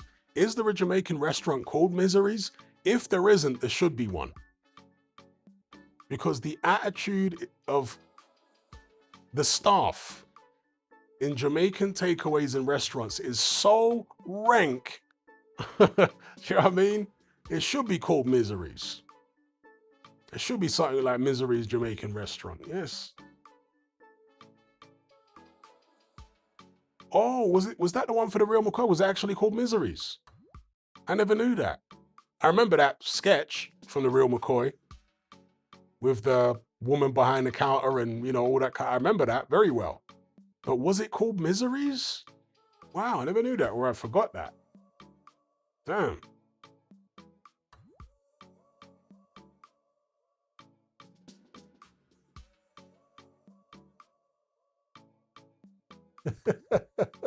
Very aptly named then. Yeah? Very appropriately named. Miseries. And there was a great sketch much more recently by a couple of Canadian guys. I think they're like Canadian Jamaican guys.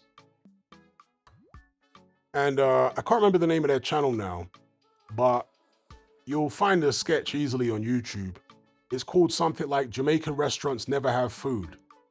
Go watch that one, and that is a very slightly exaggerated version of what you can expect in a Jamaican takeaway, bro. a slightly exaggerated version. Dear, oh dear. Warren says, I ain't been a Jamaican restaurant in time still. Me neither. I refuse to go to them places, bro. Like, how am I giving you money, patronizing your business, and you're giving me attitude? How does that make any sense? That's the one, see? Disgruntled brother, he knows. Disgruntled Buddha, excuse me. We know of that. That's the one. Yeah.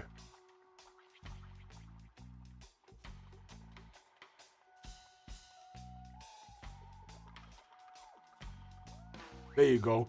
He says, if you get polite service in a Jamaican place, you know it's not authentic. Well, actually,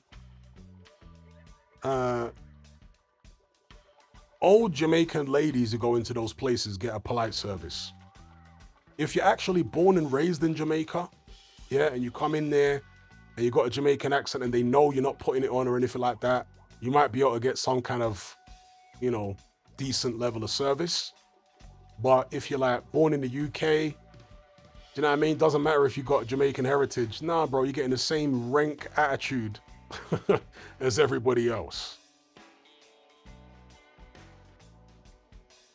So you got to be someone that's maybe not just Jamaican as in born and raised in Jamaica, but maybe you got to be from the part of Jamaica that they're from. Yeah, if they're from Portmore and you're from Portmore and you come in and you get talking, and now you're going to get good service when you go in there. Or if they're from Clarendon, or if they're from Kingston or St. Liz or wherever they're from in Jamaica, yeah, if you're from where they're from, you might get good service. Other than that, nah, bro.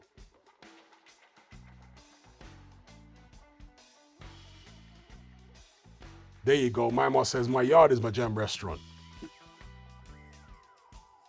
And they're the best jam restaurants anyway. You know what I mean? Like, home cooked food is always better than what you get in the restaurants anyway, so.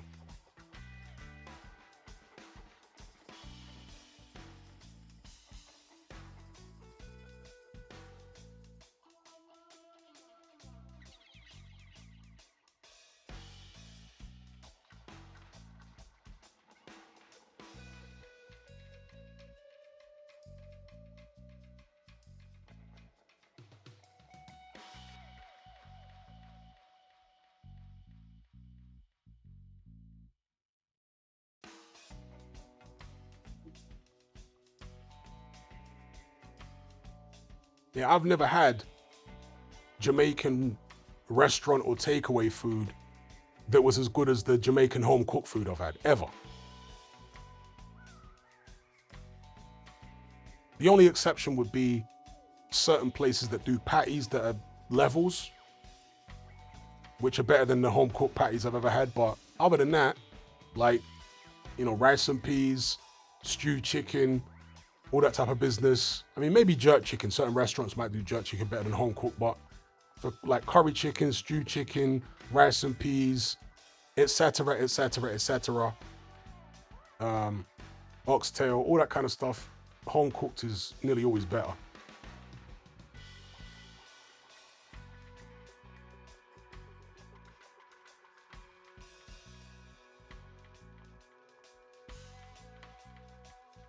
Yeah, I've never really been a fan of cocoa bread, to be honest. And I've never really understood the whole putting a patty inside cocoa bread thing. It's just like carbs on carbs on carbs, then a tiny bit of protein. Like, I never understood that. I never got into that trend of putting a patty in cocoa bread, bro. That's not the one.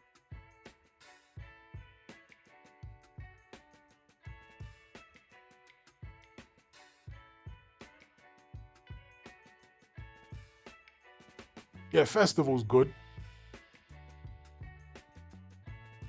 Ackee and saltfish with dumpling, or even festival.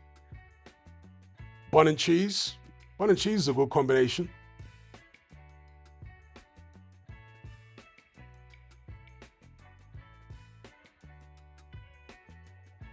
So Glad Tided says, opinions on the Nasim Hamed movie. To me, it looks terrible, but it's getting a lot of hype. Yeah, to me, it looks terrible as well.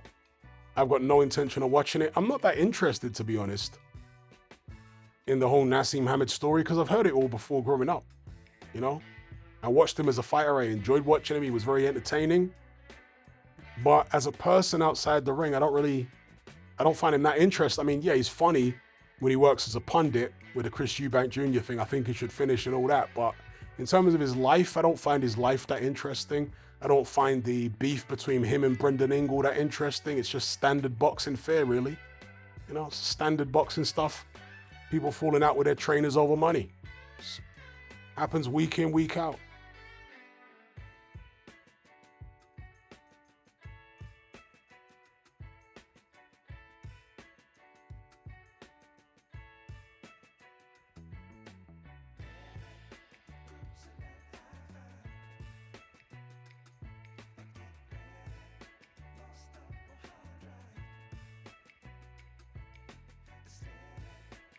Have I seen 1,000 Blows? I don't think so. Is that an old movie? Exactly as Arrow protagonist said there. Sometimes seeing a movie about something you already know about is just jarring. Chainsaw says, Nasim being overweight annoys me for some reason. And me too. I find him hard to look at and hard to listen to. And I think because he's so fat, his body chemistry is so messed up that it makes his brain slow. It takes him forever to get a sentence out now. The fat version of Prince Nasim. You know, so it's weird how someone can go from being a supreme athlete to the exact opposite. Was it because of some kind of injury? I don't know, but yeah, he's hard to look at and listen to, isn't he? The size he is.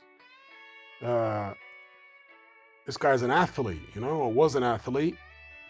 What happened to the muscle memory? If he was somebody that was like Andy Ruiz, that was always fat his whole life, I could forgive him, you know? But man was like a supreme athlete, and as soon as he retired, he just ballooned. I don't know what that's all about, bro. Unless you got some kind of like injury or something that would prevent you from exercising, then yeah, what's going on there?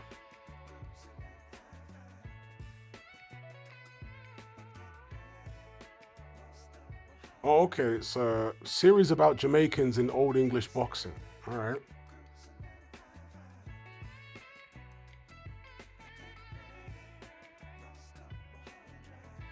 Is he bigger than Andy Ruiz now? I'd say like pound for pound he's bigger. I mean, he's not actually heavier than Andy Ruiz, but if you, in terms of height to weight ratio, I reckon Prince Nasim's more obese than Andy Ruiz, yeah.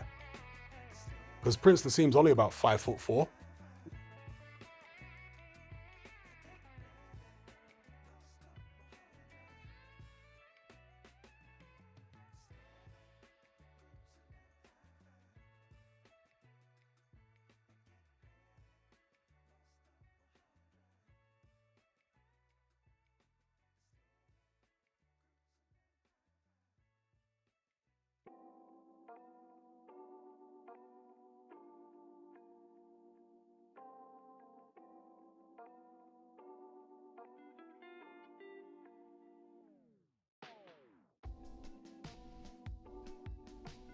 BG London says, I would be depressed if I put weight on like Nas.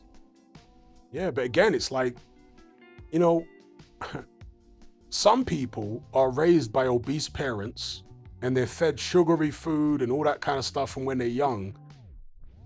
And they never know, they don't have the muscle memory or anything of being an athlete.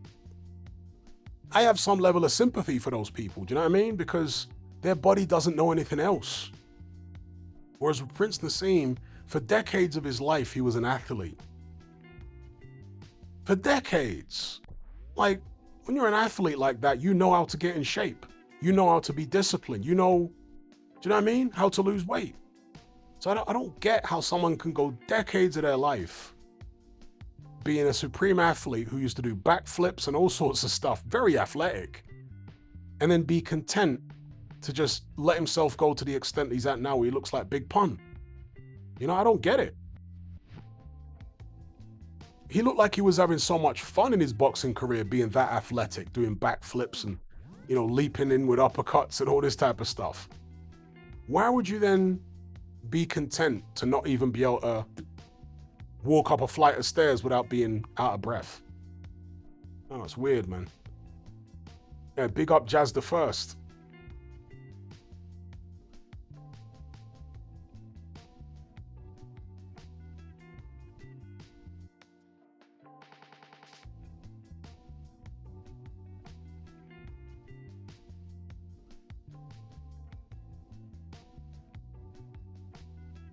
Big up Dougie. Big up, big up. Charles B in the chat. Big up Charles B.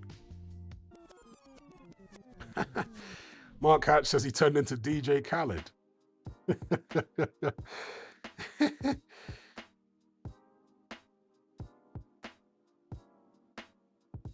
Yeah, for real. Yeah, Naseem was literally doing dragon punches, you know? He was doing Shoryukens in a boxing ring for real.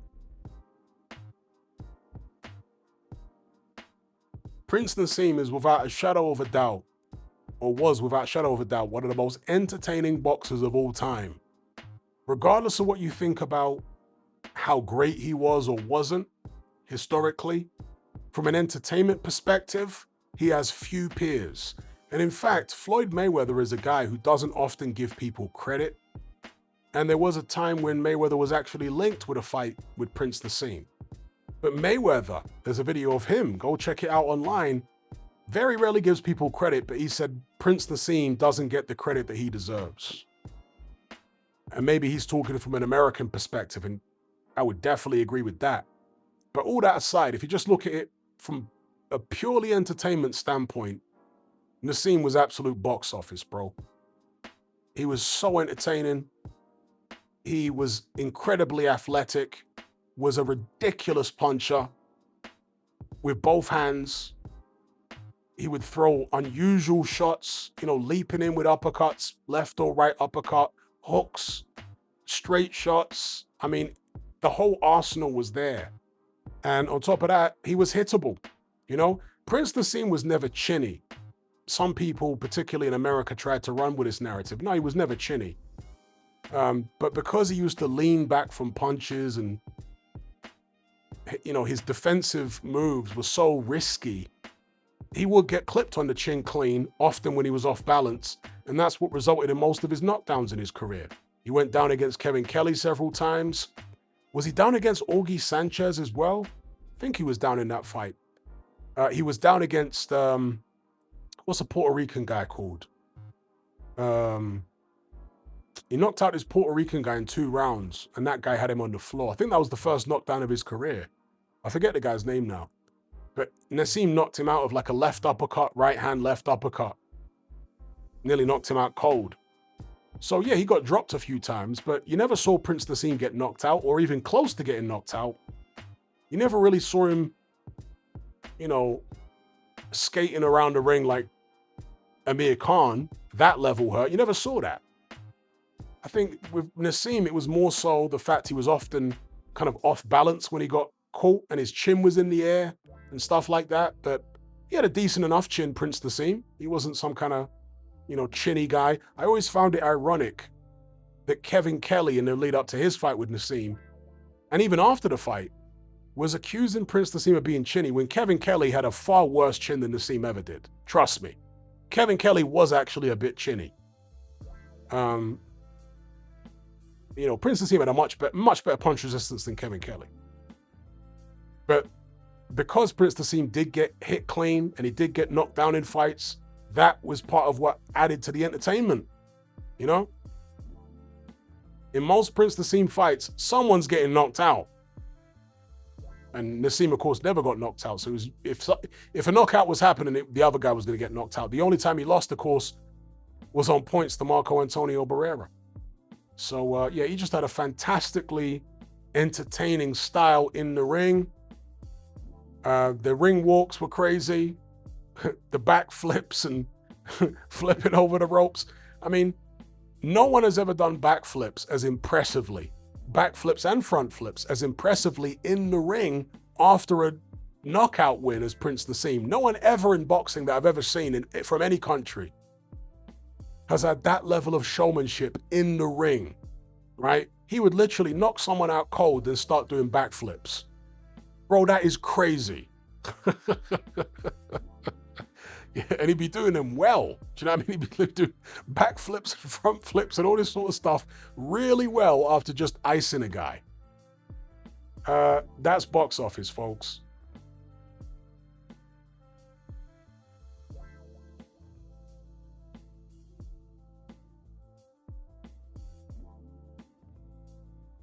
Yes, exactly as Maimar said there. He used to swerve punches when it worked. He almost looked unhittable. But when he got clipped, he looked defensively exactly that. I couldn't have put it better myself. That's exactly what it was. And that's also what added to the entertainment. Because he would lean back from shots, right? Swerve away from shots. And the shot would miss him by just an inch or two. And that was part of the excitement because the people that hated him were like, oh, the guy nearly got him there. Nasim didn't have his hands up. He never had his hands up. Nasim didn't have his hands up. That punch just missed him by a couple of inches. It just whizzed by his chin. So it was edge of your seat stuff every time he fought.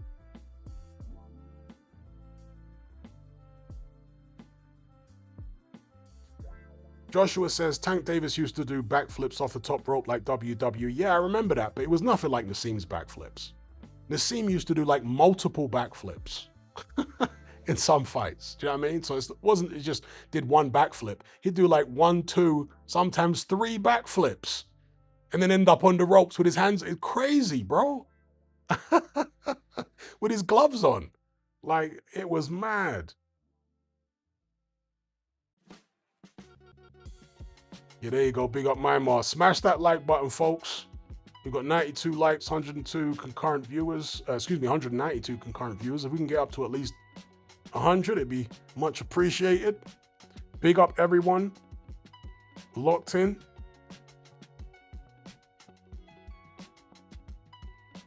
The box says, I feel like the Chinny narrative comes from the fact that he's brown, so people jump to that conclusion. No, I disagree with that. I think the Chinny narrative just came from the fact that he was British, because the Americans had this narrative during the 90s that every British fighter was Chinny. It's the most bizarre thing, but I swear to you, that's what it was like up until the 90s. Every British fighter in the minds of the American press, the American public, the American boxing media and pundits, in their minds, every single British fighter had no chin. It was a very weird thing. But Prince Nasim got tarred with that same brush because he was British. Well, he's automatically got no chin.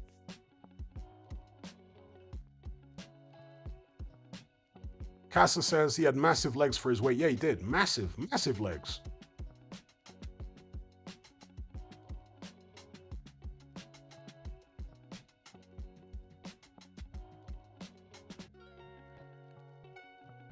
Chainsaw says, I missed your take on Zhang versus Dubois. Yeah, I think Dubois beat Zhang, and it's a fight which Frank Warren has basically hinted could be happening next. He didn't confirm it, but when Dev Sani asked him in an interview on his channel earlier on today who Dubois could fight, he said, well, what about Zheli Zhang? That'd be a great one. Obviously, they're both Frank Warren fighters, so if he suggested it, I have to imagine it's in the works, or at least Zhang might be on the shortlist. You have to assume Zhang's on the shortlist for Dubois' next opponent. A crossroads fight of sorts.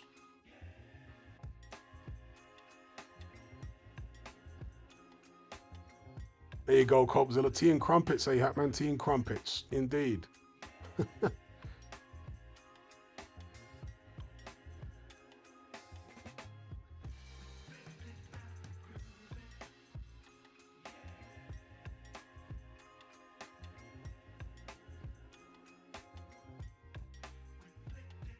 Yeah, I always found it weird, the whole British boxers can't take a punch thing, because this is why it was so weird, right?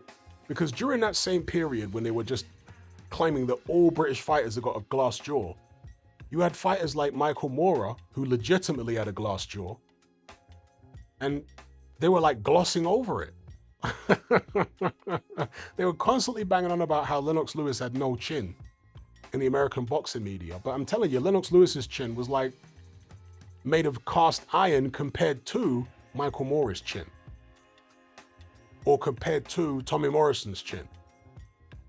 But because they're American, they got like, they didn't go in as much on their chins as they did British fighters' chins, because it didn't suit the narrative. Even Riddick Bowe, I've been arguing for years, I don't think Riddick Bowe's chin was any better than Lennox Lewis's chin was. It's just that Riddick Bowe hardly fought any punches. Yeah, this is a guy who got decked, nearly knocked out by Holyfield in the third fight. Bowe was gone, bro. It's only that Holyfield had no gas left in the tank that he couldn't finish him off. But Bowe was absolutely done in that third fight when Holyfield dropped him. Lewis got hit by them shots and he didn't go anywhere. Tyrell Biggs had Riddick Bowe on robbery legs. You know? Andrew Golota dropped Riddick Bowe a bunch of times in his second fight, hurt him in the first fight. Riddick Bowe, I'm not saying Riddick Bowe had a glass jaw, okay? But what I'm saying is I don't think his chin was any better than Lennox Lewis's chin. It's just that Lewis fought way more big punches. Riddick Bowe, off the top of my head, what big punches did he fight? Didn't really fight any serious punches. He fought some guys that were decent punchers, like Golota was a decent puncher. Jorge Luis Gonzalez was a decent puncher. But other than that, Riddick Bowe never went in with any punches.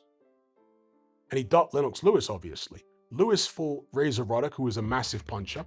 Even before he won the title, he fought Mike Weaver, who was a massive puncher. Okay, he was washed, but he was a massive puncher. He fought Frank Bruno, who was a massive puncher. He fought Tommy Morrison, who was a massive puncher. He fought Ray Mercer, who was a decent puncher, not a massive puncher. He fought Golota, who was a decent puncher. He fought Michael Grant, who could punch a bit. Zelko Mavrovich, Vitaly Klitschko, Mike Tyson. David Tua was a massive puncher. Lennox Lewis fought him. Like, Lewis fought way, way, way more big punches than Riddick Bowe ever did. But somehow the American media had this narrative that Riddick Bowe had this great, solid chin, but Lewis was like this chinny Brit that would, fall over the slightest breeze. The breeze lick his chin, he's out cold. You know what I mean? That was the narrative that the American media were running with. Big up Charles B for the super chat. He says, enjoy your weekend, bro. Need more interviews with local Africans about cryptids that crack me up. There will be more coming, Charles B. Big up Charles B every time. That's the bro. That's the bro right there. There'll be more stories about African cryptids and bizarre happenings. Hopefully I won't ever see one of these cryptids, because I would be pretty freaked out. Can you imagine that? Your whole worldview would have to change if you actually saw a supernatural creature. You wouldn't feel safe anymore, Joe. You wouldn't know which doctor had it out for you. I might want to send one of these creatures your way. So I'll be treading lightly. We're definitely doing more episodes about weird stuff in Africa for sure. Lucas says, Hatman, did you see Don Charles called Usyk a cheat again? Yeah, I did. Don Charles is a wally, bro. Man's an idiot. What more can I say? In fact, the less said about Don Charles, the better. That guy's just a donut.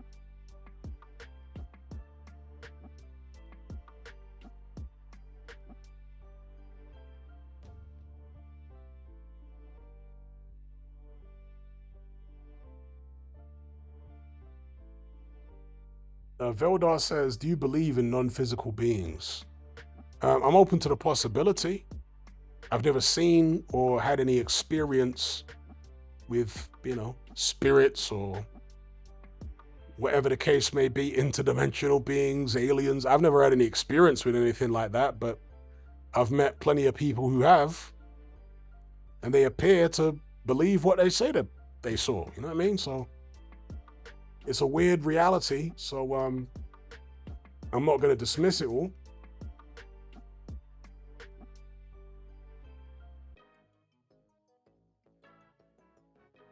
Okay, the Joker says Zhang will knock Dubois' head off in a couple of rounds. Zhang is ancient, but he's all wrong for Triple D. Okay, that's an interesting take.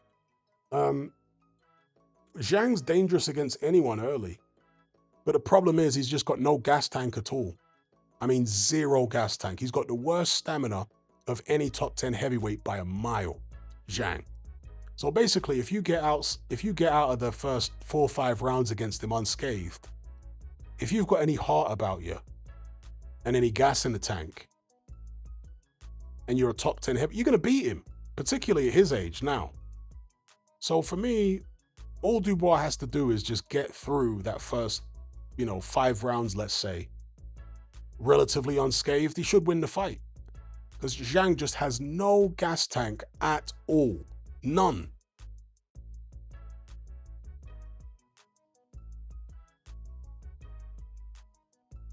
Big up Cobzilla for the super chat. He says, since man could write, there's been ghost stories.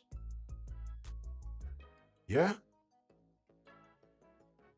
And even before man could write, there were fairyanthropes. So if you look at cave paintings, rock art, they would often depict half man, half animal creatures. Is that because they were doing psychedelic substances? Maybe.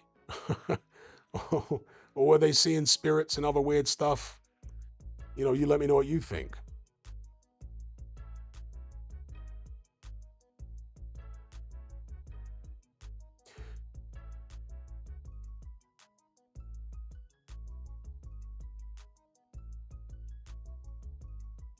Ayed says, Ortiz wanted 7 million to fight Ennis. What a duck. That's crazy, bro. He wanted 7 million? It's not even a world title fight. And neither one of them is like a massive superstar or anything.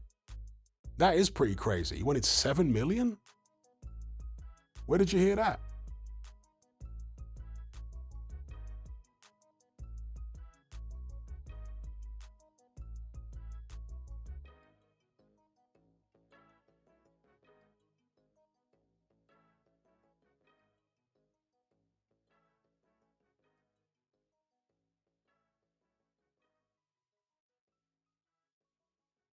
Luca says, Dubois' defense is nowhere near as good as Caballo's, though.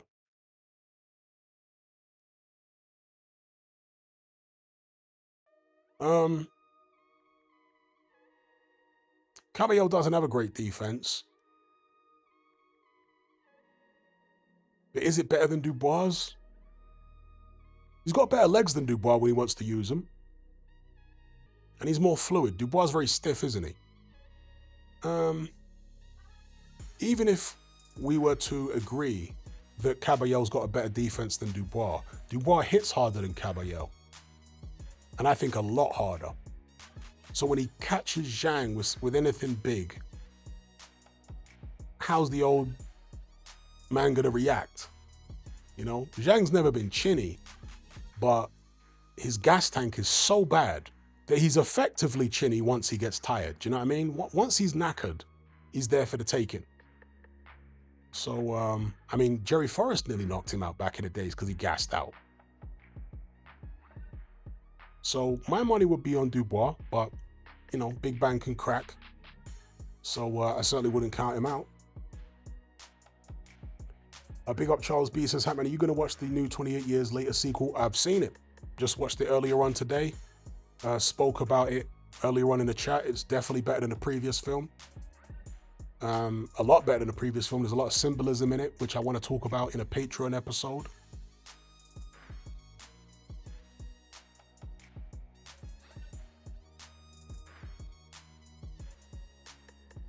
Big up Charles B. Have you seen it, or are you looking to see it?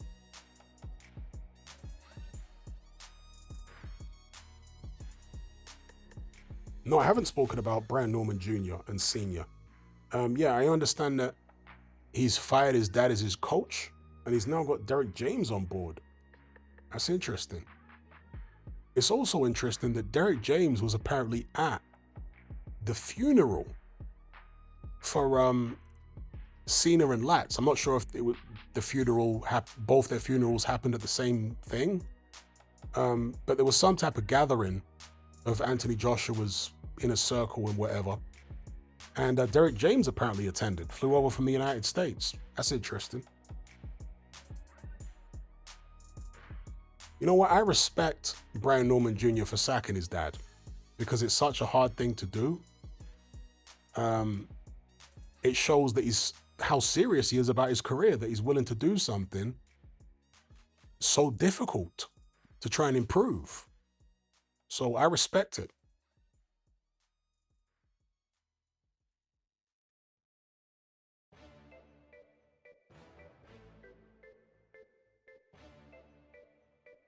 Because it's definitely not an easy thing sacking your dad.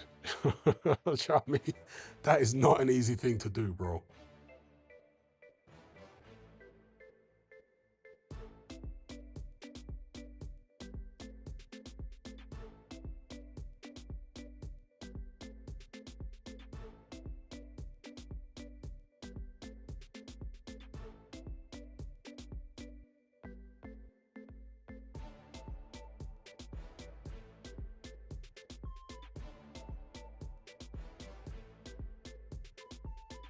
So there's a very interesting question here from Dylan. It says, hey Hatman, do you think psychopaths love their own children?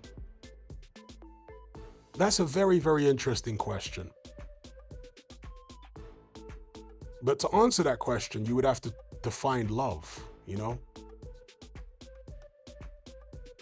What I would say about psychopaths is they are more like animals in their level of consciousness than human beings are, like predatory animals, like a lion or a tiger or something, right? Now, lions, male lions, for example, have been known to kill the offspring of a vanquished foe before they take over, you know, their rival's pride. So an alpha male lion will defeat another alpha male and then take over his pride, his group, and then often kill his offspring. Now, if a human being did that, you would say, well, that is a psychopath. Okay, no compassion even for children, that you could do that to children, that's crazy. But that male lion may still have a degree of love for his own kids, right? Maybe he's very rough on them, maybe he doesn't show them that much affection, whatever the case may be. So I'm open to the idea that psychopaths do have some level of love for their kids, but not the depth of love that a normal person would have for their kids, perhaps, right? I think a better way to think of the way psychopaths are with their loved ones and their friends is they see them as possessions. You know, they don't truly love the way that a normal person would love. Again, they see you know, spouses, maybe family members as their possessions. And so if you take their possession off them, you know, or do something to damage their possession, they're going to be very upset with you. But if their possession decided they wanted to leave or turn their back on them, then that possession, as they see it, a family member, a spouse or whatever, the psychopath can turn on them too with ruthlessness. Do you know what I mean? So, yeah, it depends how you define love. But certainly psychopaths can be nice towards their kids. To some extent anyway. I mean, obviously some psychopaths are horrible to their kids, you know, abuse them and all sorts of other stuff, rob from them. Because psychopaths don't have the depth of emotion, as far as positive emotions at least, that normal people do. Yeah. Their emotions seem to be more simple and shallow and more animalistic than normal people.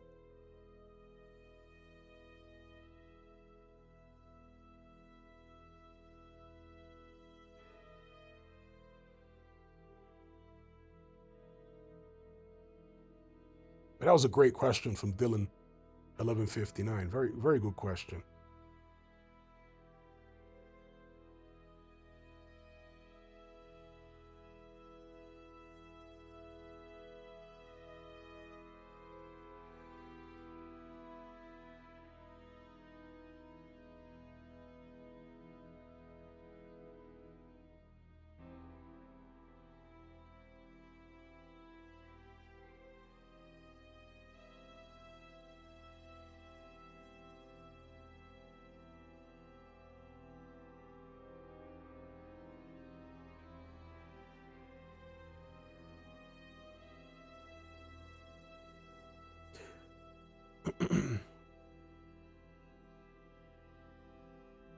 All right, peeps, I'm going to shut this one down.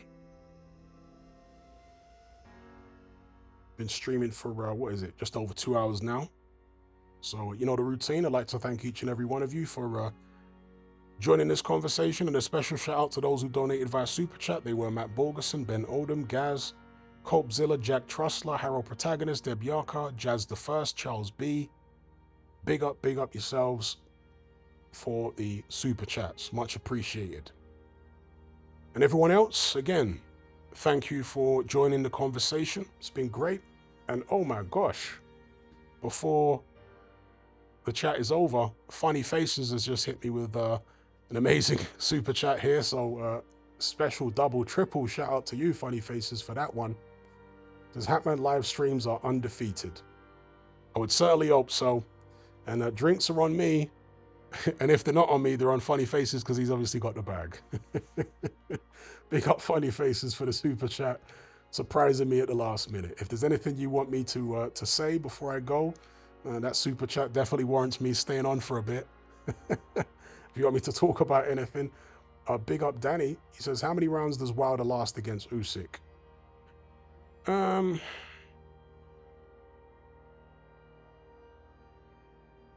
I reckon Wilder gets taken out in 6 rounds. Yeah, Wilder, it's over in 6.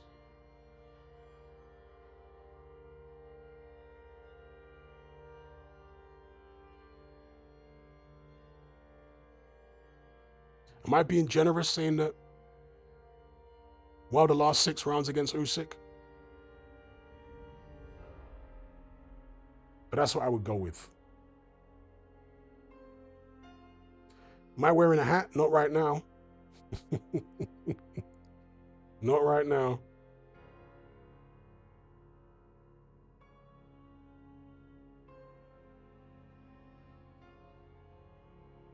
I was just waiting to see if Funny Faces wants me to comment on anything. Maybe he's just showing some love up in this place. Big up Funny Faces, big up Danny, big up everyone else who donated, and big up everyone else who didn't donate and just joined the conversation. It's always great to chop it up with you guys, all right? Until next time, take care, be good. Catch you on the other side. I'm out.